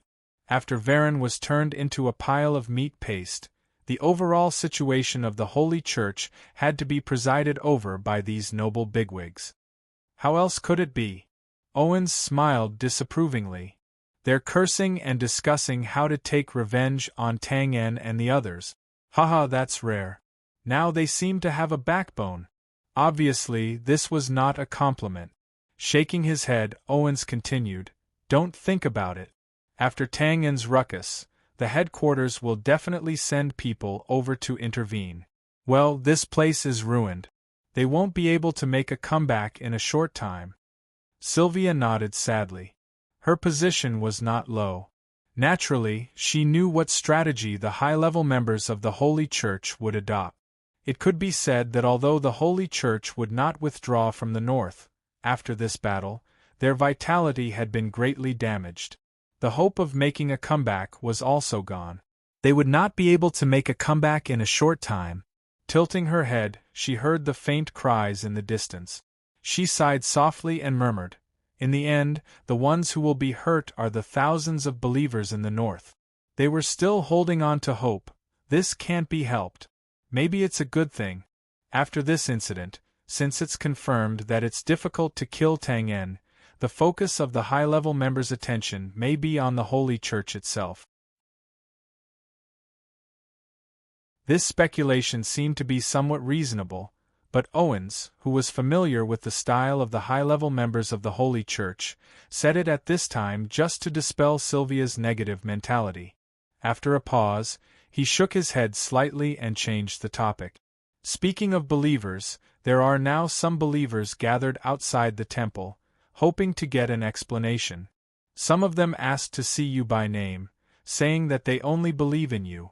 Well, they're a little emotional, you see. Not to mention the huge commotion in the Holy Church just now. Even if their homes were destroyed for no reason, the believers would also come over to ask for an explanation. As for only looking for Sylvia, it had to be said that the recent actions of Sylvia and the Puritans had indeed given the believers a strong confidence, and a positive impression. Compared to the Puritans who did not show up all year round, the well-known Sylvia was undoubtedly more acceptable to the believers. To some extent, the current Sylvia had become the symbol of the positive image of the Holy Church. So once something happened, the believers trusted Sylvia the most. "Let's go. Let's go now." Sylvia's eyes suddenly lit up when she heard this. She quickly got up and turned around very decisively. "Hey, wait, you're not going to tell the truth, are you? No matter what, you have to think about the wording." Owens hurriedly pulled Sylvia, his tone anxious. It was no wonder that he had such a big reaction. It was good to tell the truth, but it might not be appropriate to tell the complete truth, and not everyone would like to hear it. For example, if he told the truth now, about this matter. This is because our calculations failed, and we were tricked instead. Archbishop Varron is dead, and the Holy Church has been cut in half, but this is no big deal. What, your house was destroyed by us? Oh, that's just a momentary lapse in our people. Well, don't worry about these details. Unimaginable. If those believers heard the truth, what kind of wonderful expressions would they have? Frowning slightly, Sylvia naturally knew what Owens was thinking. She replied snappily, "I'm not an idiot." "Is that so?" Cough, cough. "Well, I still believe you. It's just that. Owens, who had accidentally told the truth, saw Sylvia tighten her grip on the spear in her hand. He was suddenly sweating profusely and stammering. "Just what?" Sylvia's expression was unusually calm, but she raised the tip of the spear a little more. Obviously, if Owens did not give a satisfactory answer, the result would be unimaginable. Owens suddenly raised his eyebrows as he thought of an excuse. He said hurriedly, "But before that, shouldn't we first consider the words that Tang En left behind?" Originally, Sylvia had planned to teach this blabbermouth Owens a lesson, but when she heard this, she could not help but be startled, and her expression softened slightly. Seeing this, Owens scratched his head and wiped away the cold sweat on his forehead. "What? You forgot so quickly? Before Tang En left, didn't he tell us to be careful of the higher-ups of the Temple of God's headquarters? Of course, this does sound like he is trying to sow discord, but I have to say that this possibility is not small. And judging from his relationship with us, he might have received some news. In short, we can't be careless about this matter." Phew! After saying these words intermittently and dripping with sweat, Owens heaved a sigh of relief, as if he had just finished a battle for 3 days and 3 nights. It was as if a heavy burden had been lifted off his shoulders. Damn it, every word he said was full of holes. Can't we still have fun together? Sylvia naturally did not know about Owens's unspoken criticism and did not care. She pursed her lips and frowned, thinking about how the Temple of Gods had been cut in half. When everyone was stunned, Tang En had taken the opportunity to escape. However, he did not directly rise into the air. Instead, he sent a message to her from 10 feet away, telling her to be careful of the higher-ups of the Temple of God's headquarters, and then disappeared. This was not trying to sow discord. Although there was no evidence, somehow, Sylvia had accepted this message in her heart. But, be careful of the higher-ups of the Temple of Gods. Are they trying to frame me again? Why? It had to be said that perhaps even Sylvia herself did not realize that unknowingly, she was no longer the simple head knight who only obeyed the orders of the higher-ups of the Temple of Gods. If someone had told Sylvia 2 years ago that the higher-ups of the Temple of Gods wanted to harm her, Sylvia would have immediately picked up her gun and killed this evil heretic with evil intentions. But now, after being framed by Byron and others, Sylvia was a little sensitive to this kind of thing. After a moment of silence, she took a slight breath and strode away. "Let's go see the believers first." "Then this matter? You go and investigate. You are more suitable for this kind of thing than me." After a pause, Sylvia did not turn back and said with a slightly hoarse voice, "Sorry. Please let me be a deserter this time." Owens was stunned, then nodded and smiled. It's my pleasure.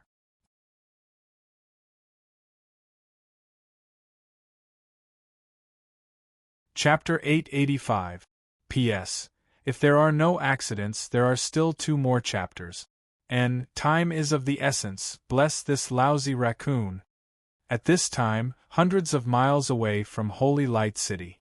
Elder Wu, why were we in such a hurry to leave just now? Haha, why, can't bear to leave? That's not it. Big boss, well, Varen has been killed, and the place has been ruined. Of course, it's reasonable for us to leave. Tangan touched his nose and paused for a moment. Then, he shrugged and said, well, I'm a little reluctant. After all, the opportunity to humiliate the temple is really rare. Twain was indeed a little reluctant to part with him. Just now, Wu Ding had split open the temple with his sword and completely destroyed the morale of the people of the temple. He should have done whatever he wanted, but Wu Ding pulled him away. It was like a strong man who had not tasted meat for 3 months had finally taken off the clothes of a peerlessly beautiful woman with great difficulty and stretched out her slender legs. What happened next was naturally without any suspense. However, in the next moment, the strong man turned around and left. This was not King scientific at all. I'm also a little reluctant. Nodding, Wu Ding said calmly. After living for a long time, there will always be some special means, such as me. And the temple has stood on the continent for thousands of years. Its foundation is naturally more profound. This is not as simple as ancient arrays, holy weapons, and so on. Tang Yen frowned. For example, long-distance teleportation arrays. Wu Ding explained, then shook his head. This kind of array that can travel thousands of miles in an instant is extremely expensive to build. There are only a few in the entire empire. But one thing is for sure, there must be such an array in the northern temple or near the temple. Tangan could not help but be surprised when he heard this. Then why didn't they use it before? He shook his head. They already used it. As far as I know, half a month ago, there were no void-level martial artists here in the northern temple. Looking away slightly, Wu Ding naturally would not elaborate on why he was so concerned about the strength of the northern temple half a month ago. Tang Yen also did not care about this detail. He secretly pondered for a few seconds, raised his long eyebrows and suddenly became angry. Damn, so they don't think highly of me. Did the temple look down on Tang Yen? Of course not. At least in the eyes of the upper echelons of the northern temple, the huge array they had arranged this time, as well as the 3 void-grade warriors who had been specially transferred from the headquarters using the long-distance teleportation array and so on, were already extremely high in their opinion of Twain. They were planning to crush him with force and at the same time show off their skills to their believers. However, he did not expect that in the end, even his trump card, the sacred weapon of light, would be used, and he would still be defeated so horribly. Of course, if they only looked at the results, the Temple of Light had really underestimated Twain this time. The experts they sent were seriously not enough. But then again, where could they find another top expert of Bulin to send? After chatting for a while, just as Tangan said, now that the big boss was killed and the scene was ruined, the next step was naturally to separate. After all, Wu Ding's performance as a middle-aged man with a simple face was too eye-catching. Even if the people in the temple did not think of it for a while, they would eventually have some guesses in their hearts. So after this matter, Wu Ding needed to rush back to the Bran capital immediately. This trip to the north was not a fruitful one, but it really surprised me again and again. Although there are some regrets, but... Looking at the blurry Holy Light City in the distance, Wu Ding withdrew his gaze and waved his hand with a smile. Haha, I'm still happy. Listening to these words that obviously carried a sense of farewell, Tang Yen also chuckled. Ha, as long as you're happy. You're busy, otherwise I would definitely take you around. For example, the scenery in Mountain Creek City is very good, haha. Forget it, the temple will go crazy." After being stunned for a while, Wu Ding could not help but shake his head and laugh. Of course, he knew about Mountain Creek City, and he also knew that this city had the reputation of being the holy city of the north. If he split the northern temple in half and then smashed the scene in the holy city of the north, well, presumably, even if the temple wanted to lie low, they would instantly be so angry that they would jump out of their nest and come out in full force to find Tang En, even if they had to dig 3 feet into the ground. After chatting for a while, Tang En and Wu Ding talked and laughed casually, and the atmosphere was very harmonious. However, the slightly strange thing was that although the two of them were saying goodbye, neither of them simply turned around and left. Of course, this could be seen as reluctance to part. However, was the relationship between Tang En and Wu Ding so deep? Gradually, this strange feeling became more and more obvious. However, Tang En and Wu Ding's expressions did not change in the slightest. They were like children who were about to be separated, exhorting each other again and again, reluctant to part. This scene was just short of a tear-filled handkerchief for the final sublimation. It was touching and strange, finally, when the two of them changed the topic from parting to catching up in the capital, and then to the weather today. The awkwardness and strangeness overwhelmed the harmony. The atmosphere gradually became cold, and the smooth conversation began to have short intervals from time to time. At this time, Tang En's expression was still calm, but if someone who knew him was here, looking at the frequency of him subconsciously touching his nose, they would know that the current Tang En was not as calm as he appeared to be on the surface. It seemed like he was a little panicked and anxious. Compared to the two-faced Tang En, Wu Ding was much more straightforward. He directly put the hesitation in his eyes, and his eyes flashed slightly, as if he was making a choice and considering the pros and cons. Then, he seemed to have noticed Tang En's abnormality. There was a little playfulness in his eyes, and he answered the question indifferently.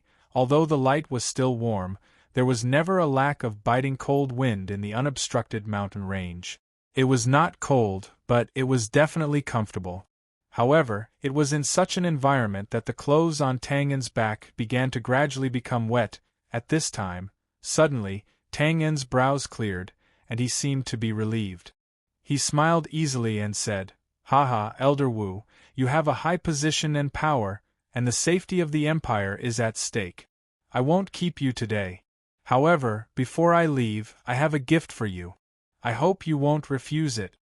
Raising his eyebrows, Wu Ding was a little surprised when he heard this. Then, he felt something and turned his head to squint. He saw a figure rushing over from the distant hills like a galloping horse.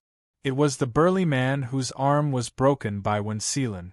And he seemed to be called David? The person who came was indeed David. Of course, the broken arm had already been restored.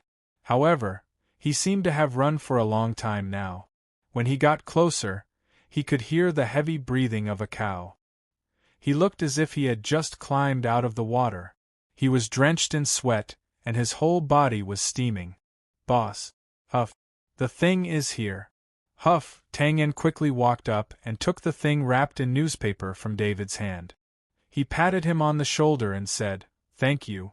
Take a rest and catch your breath." Turning around, he met Wu Ding's puzzled gaze. Tang En's lips curled up slightly.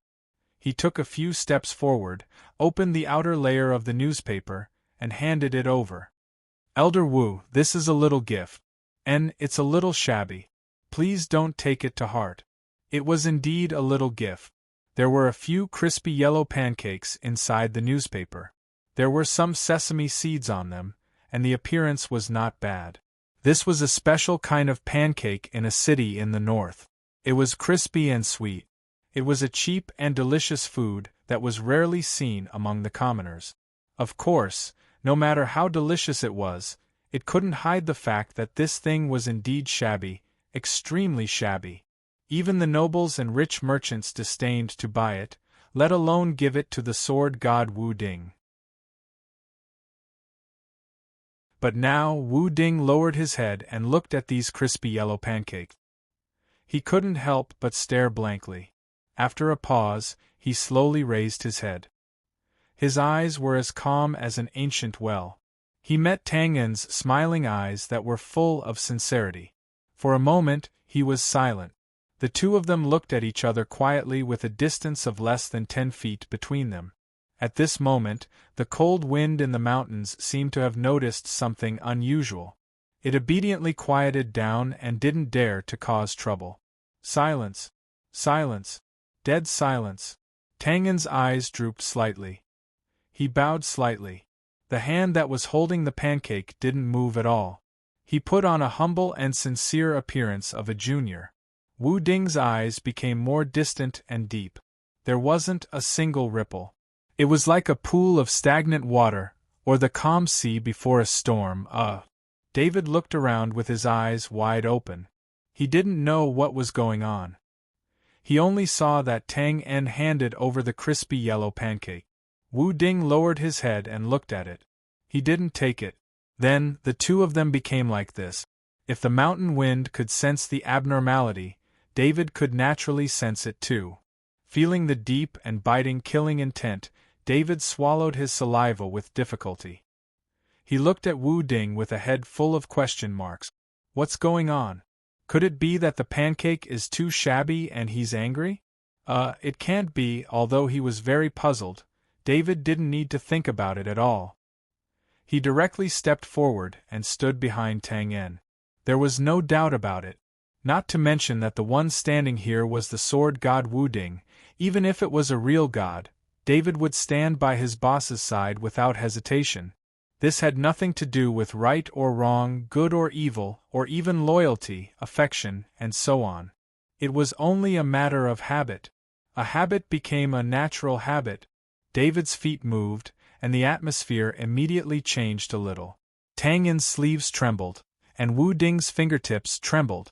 In the next moment, nothing happened. Both of them seemed to be forcibly restraining something. Immediately, Tang En slowly waved his hand without looking back. David's feet paused in midair, but he still took them back. However, the gaze he shot at Wu Ding was gloomy and filled with ill intent. Because in that instant, he had indeed sensed a dense killing intent that flashed for a moment. The sword god wanted to kill his boss. Why? At this time. Sigh. Wu Ding was the first to withdraw his gaze. He looked up at the sky and sighed. I still want to. His words were a little abrupt and inexplicable. But Tang En seemed to understand. He thought about it and advised very seriously, forget it, it's not worth it. He nodded in agreement. Yes, it's not worth it. Wu Ding took a slight breath and decided on something. He reached out and took the crispy yellow pancakes wrapped in newspaper. He smiled and said, Thank you. Well, it's getting late. Let's part ways here. Take care. Tang En bowed to see him off. The real moment of parting was actually so simple. It was as if the wrangling just now was for the sake of these crispy yellow pancakes. It was really unbelievable. Of course, only the two of them knew the real reason. Wu Ding left very simply. He took a few steps and soared into the sky. After a few breaths, he disappeared into the horizon. After a while, David saw that Tang En was still bowing to see him off. He endured for a while, but he still couldn't help but scratch his head and ask, Boss, he's gone far away. What are you, Before he finished speaking, he saw Tang En take a deep breath and look up. His face was covered with sweat. He seemed to want to straighten his body, but then he staggered and fell straight down. David was shocked when he saw this. He rushed forward to support him. Boss. What's wrong? Where are you hurt? Damn it, is it that Wu Ding? F***ck. Bullshit sword god. He only knows how to scheme behind people's backs. He roared. Seeing Tang En like this, David didn't even think about it and thought that Wu Ding was behind it. After all, the sword god's strength was too shocking. It was understandable that he had some unknown sneak attacks. However, Tang En, who was supported by David, wiped the sweat on his forehead. He first heaved a big sigh of relief, then waved his hand and said, "It's nothing. I'm just a little nervous. My legs are just numb." Pause for a while. He slowed down and grinned as if he had a toothache. His face was filled with joy. "Damn. It's really easy to invite the devil in but hard to send him away. Fortunately, I was prepared. Otherwise, I would have really fallen in."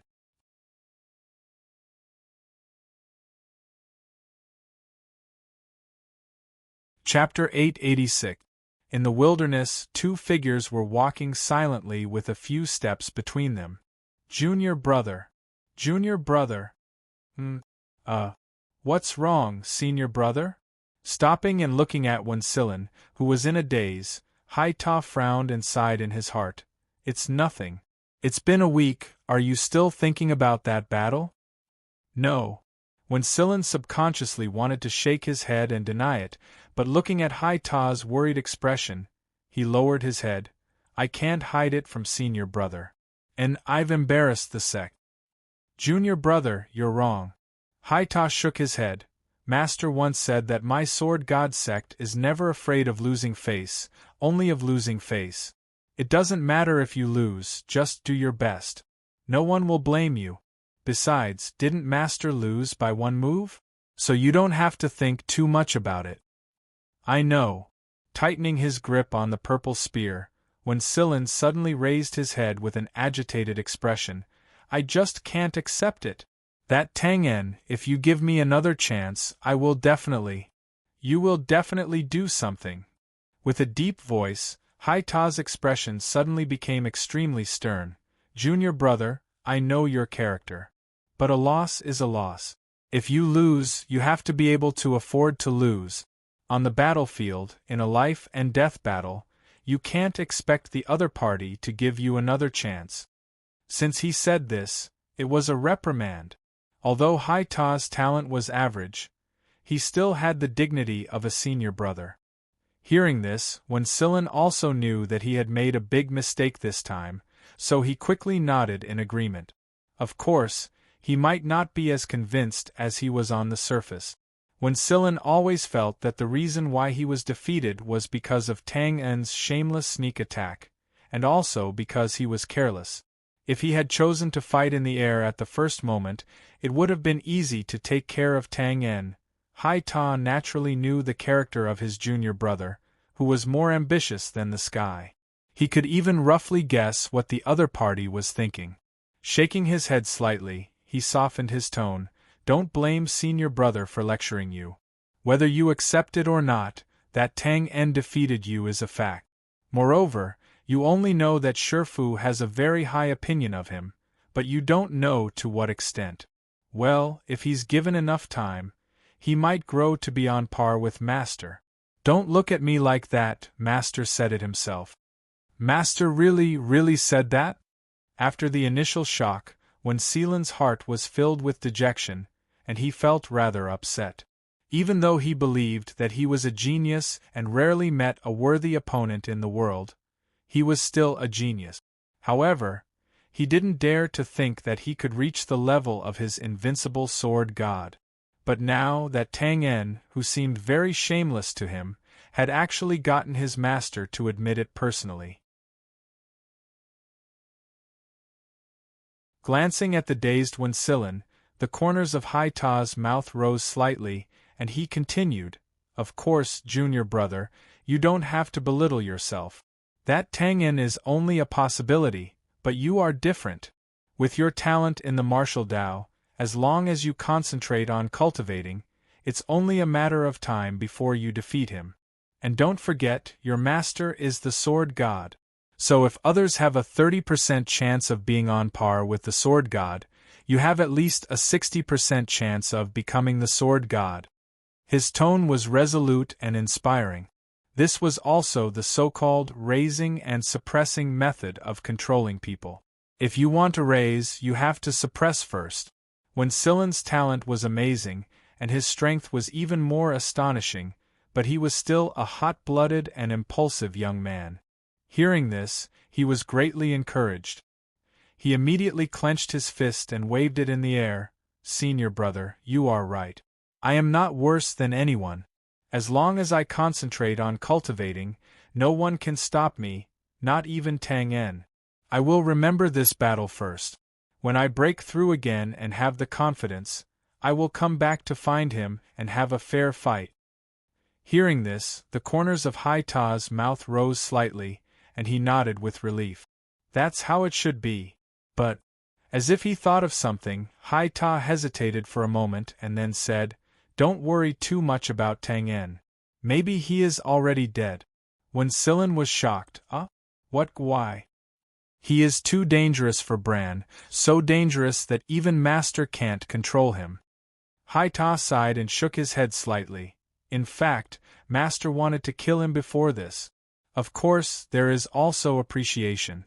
For example, he invited him to be a guest on the mountain, but unfortunately, he refused, so there was that one-move bet. You also know the result. He won, and Master appreciated him even more. Pause for a while.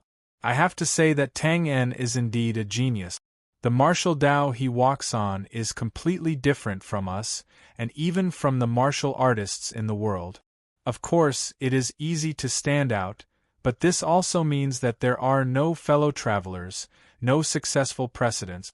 He can only rely on himself to explore, just like crossing the river by feeling the stones. One wrong step, and he will be beyond redemption. But now, not only is he not beyond redemption, but he seems to have found the martial Tao that belongs to him alone. Creating something out of nothing and establishing a sect. He is a grandmaster level figure. Many of his fighting concepts, original martial arts, and so on, Master praised him endlessly. But the more he praised, the more he appreciated, the more determined Master was to kill him. Previously, because of the one-move bet, Master did not want to break his promise, so he did not make a move. But after leaving the range of the temple and ending the bet, it is hard to say whether Master will continue to keep him. As he spoke, Hai Ta shook his head slightly, obviously not thinking that Master would continue to keep Tang En. On the side, when Silen opened his mouth, his expression was both depressed and somewhat relieved. He was depressed because if Master made a move, then he naturally would not have the chance to take revenge on Tang En. He was faintly relieved that the shameless guy was finally dead. In this way, his talent was still the most outstanding. As soon as his voice fell, suddenly, a slightly self-deprecating voice was heard. You guessed wrong this time, Hai Ta, he doesn't need me to keep him. Master. Hai Ta and Wen Silen turned around at the same time and called out together. Then, in a flash, a middle-aged man with a simple face appeared in front of them. Needless to say, this was naturally Wu Ding, who had not yet removed his disguise. He stretched out his hand and handed over the newspaper in his hand. Come, try it while it's hot. Hai Ta looked at the crispy yellow pancake in the newspaper and was stunned. Isn't this the pancake we accidentally ate in that small town when we first came to the north? Wen Silen subconsciously took one and said in surprise, Yes, I still remember that Master liked the taste of this kind of pancake very much. When you left that small town, you took a lot of it with you. But, didn't you finish it long ago? Waving his hand, Wu Ding said, Don't guess, this is a little gift from Tang En when I parted ways with him. Hee, what a little gift. Oh. Hai Ta subconsciously nodded when he heard this. Suddenly, a bolt of lightning flashed through his mind. His eyes widened and he opened his mouth. No, how did he know about this pancake? Damn it, he investigated us. Master, you were threatened? Taking a bite of the pancake and nodding, Wu Ding's expression was calm. You guessed right this time. Here, I'll reward you with a pancake. At the same time, Boss, did you just threaten the sword god? Between the mountains, a shocked roar slowly echoed. David's eyes were as wide as copper bells. His expression was much more interesting than Hai Ta's. Of course, this was normal. After all, from the tone of these two sentences, One was that the master was threatened, and the other was that the boss threatened others. The emotional color was naturally different. He waved his hand lightly. It's not a threat. It's just that everyone reached a consensus in a friendly atmosphere. At best, it can only be called intimidation. Coercion. Coercion. Well, that's about it. Does it sound better? Of course, it wouldn't sound good, but that was the truth. Tang En did send people to investigate all the whereabouts of Wu Ding and the others after they came to the north. There was no other way. Tang En had long known about Wu Ding's killing intent. Naturally, he had to leave a backup plan to save his life. Of course, this work was not simple. After all, Wu Ding and the others came incognito, and basically no one knew them. Fortunately, there was still Philip. When he came, he provided the information of Tang En's location to Wu Ding and the others. Now, he also provided the whereabouts of Wu Ding and the others to Tang En. He was a double spy. So, don't look at it as just a few shabby pancakes. In fact, the real meaning was to tell Wu Ding that he had completely grasped their whereabouts. If I can find the flatbread you like to eat, I can also find a witness who has seen you. So, if you don't want this information to be passed to the temple headquarters, shouldn't your old killing intent be put to rest? Of course, Wu Ding could also choose to fight to the death. With his strength, if he was determined, it would not be difficult to kill Tang En and the gray space. But as Tang En had just said, it was not worth it. No matter how strong Wu Ding was, it was impossible for him to uproot Tang En's forces in an instant. After all, it was a very real problem whether he could find them completely. And once the temple headquarters knew that the person who had cut the northern temple in half was Wu Ding, it would be a big joke. That would be fun. The Temple of Light was extremely powerful and had a frightening foundation. Wu Ding's reputation was extraordinary. When he shouted, many people responded. Once the two sides went to war, it was very likely that the country would fall into chaos. It was still not worth it. As long as one was rational and could distinguish the importance of the matter, the choice most people would make was self-evident. Of course, people like Rode did not count because rationality was like a luxury to such people. Fortunately, Wu Ding was not such a person. He, who cared about the safety of the empire, almost did not need to consider such a choice. No wonder Wu Ding was full of killing intent just now. If it were me, even if I couldn't kill him, I would at least beat him up to vent my anger. After hearing the details, David could not help but shake his head and sigh. Haha, so you are David, and he is Wu Ding. Tang En shrugged and spread his hands. They are people of status. How can they be so shameless like us? Even if we lose, we have to seize every opportunity to take a bite out of them first. Heh, I think this is pretty good. David scratched his head and laughed good-naturedly. Then, he thought of something and could not help but frown. But boss, won't we completely offend Wu Ding by doing this? What will we do in the future? It is because of the future. Tang En sighed and squinted at the western sky. After the Grey Coat Army comes out, it is impossible for Bran not to be in chaos. If things get serious, Wu Ding will still attack us. So, if we offend him, then so be it. It will happen sooner or later. Shaking his head, Tang En continued, after we go back this time, let the secret organization infiltrate the south. It would be best if they could get me the map of the capital of Bran and the palace castle. Haha, I can't beat you, but it doesn't mean I can't restrict you. Elder Wu, let's meet again in the south. How cunning and sly. First, he asked Master to help him kill his way into the temple, then he used this as a means of blackmail. How shameless. Cunning, and shameless. Clearly, Winston had a lot of opinions about Twain's actions. However, Wu Ding was quite calm. Forget it. Killing our way into the temple was the content of the bet. He could set up a chain of traps for me to go in. It is also his ability. There is no need to say more. At this time, Haida, who had been thinking, suddenly frowned and said, "A week is too short. Tangan can't find anything valuable, let alone know about the bread. Unless… Philip, it must be Philip." Winston was not stupid. With a little bit of speculation, he immediately confirmed the biggest suspect. He hammered his palm. No wonder when we set off before, he insisted on staying in the north for a few more days. Really? He wanted to curse, but when he looked at his master Wu Ding, he quickly shut his mouth. Forget it. It has already happened. It is useless to pursue the matter now. Speaking of Philip, Wu Ding also had a headache. Perhaps, when we chose to let him lead the way, it was equivalent to facing the current situation. Then, are we just going to let it go? That Tangan? Winston asked unwillingly. Of course not. He even gave us a few pieces of bread. Haha, just kidding. This matter is already over.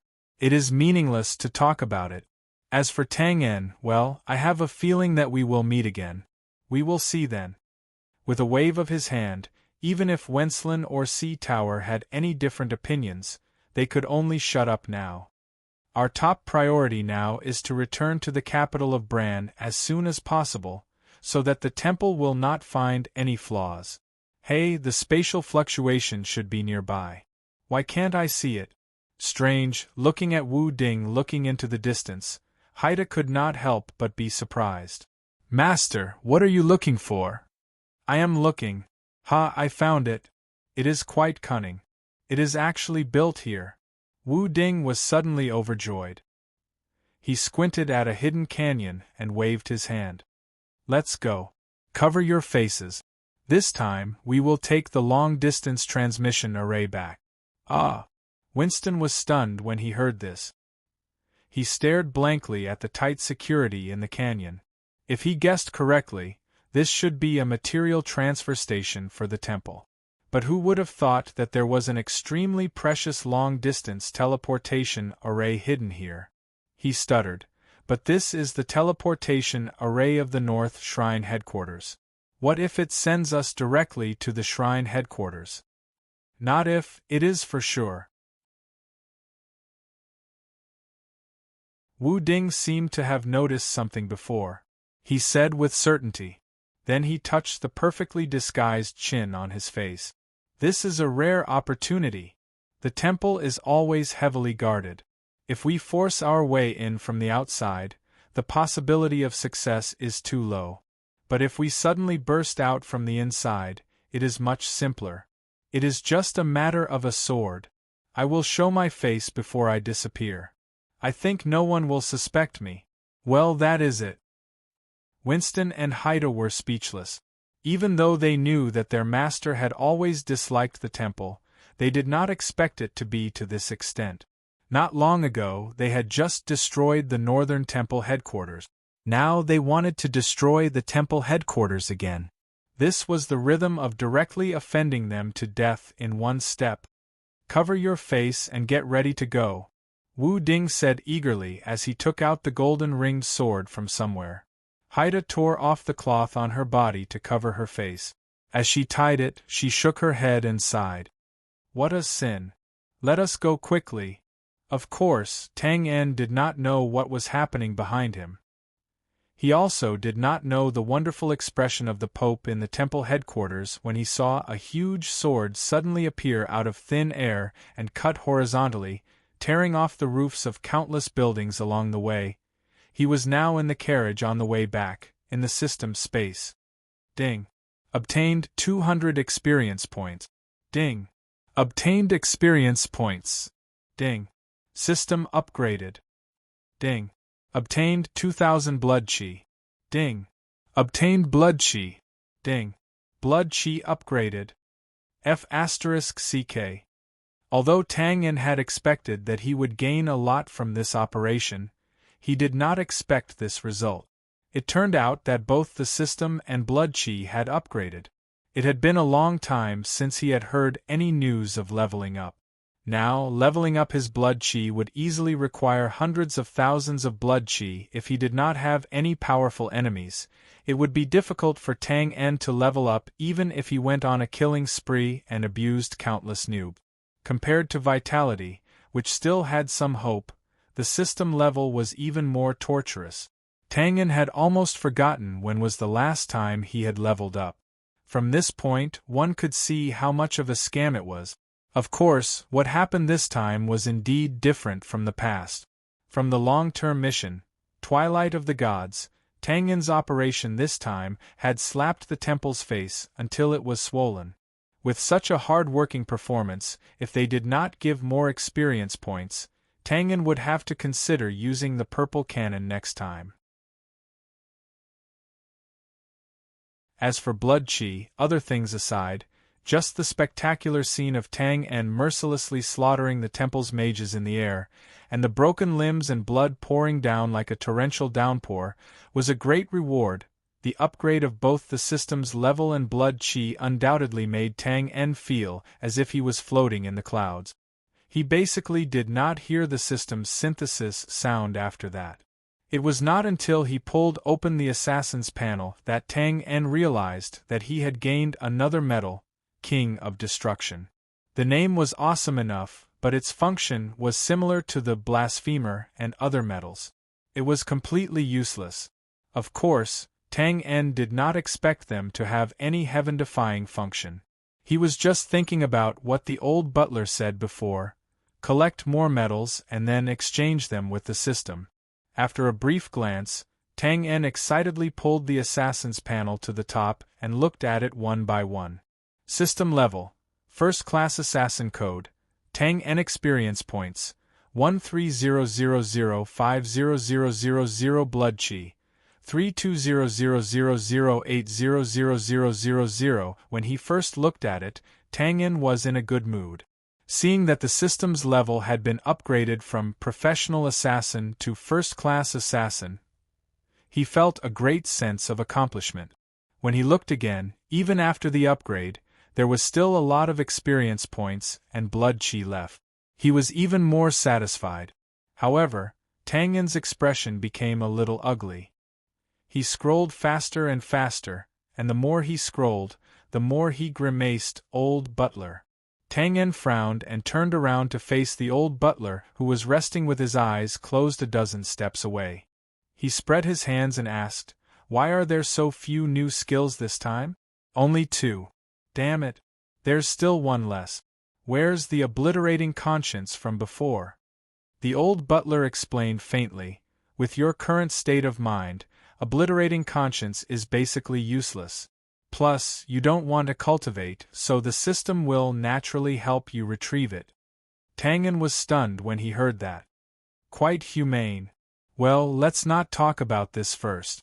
Why are there so few skills after the upgrade this time? "It's very simple," the old butler said calmly. "Because you're now a first-class assassin. Can't we speak more plainly?" "Yes," the old butler said. "The system's skills in the past were very good assistance for you. But for a first-class assassin, they're a burden. In fact, you should be vaguely aware that you rarely use skills now when you're fighting, right?" That's because I rarely meet opponents who are worthy of my use." Tang En grinned. Of course, he knew that the system could not be changed. Plus, he got a satisfactory explanation, so he didn't care about it anymore. He turned his attention to the 2 new skills and smacked his lip. TSK. Frenzy Feast. Permetha Teleportation. You're tuning in to the Phoenix Knights YouTube channel. Don't forget to subscribe and join us on this journey to catch the most captivating stories.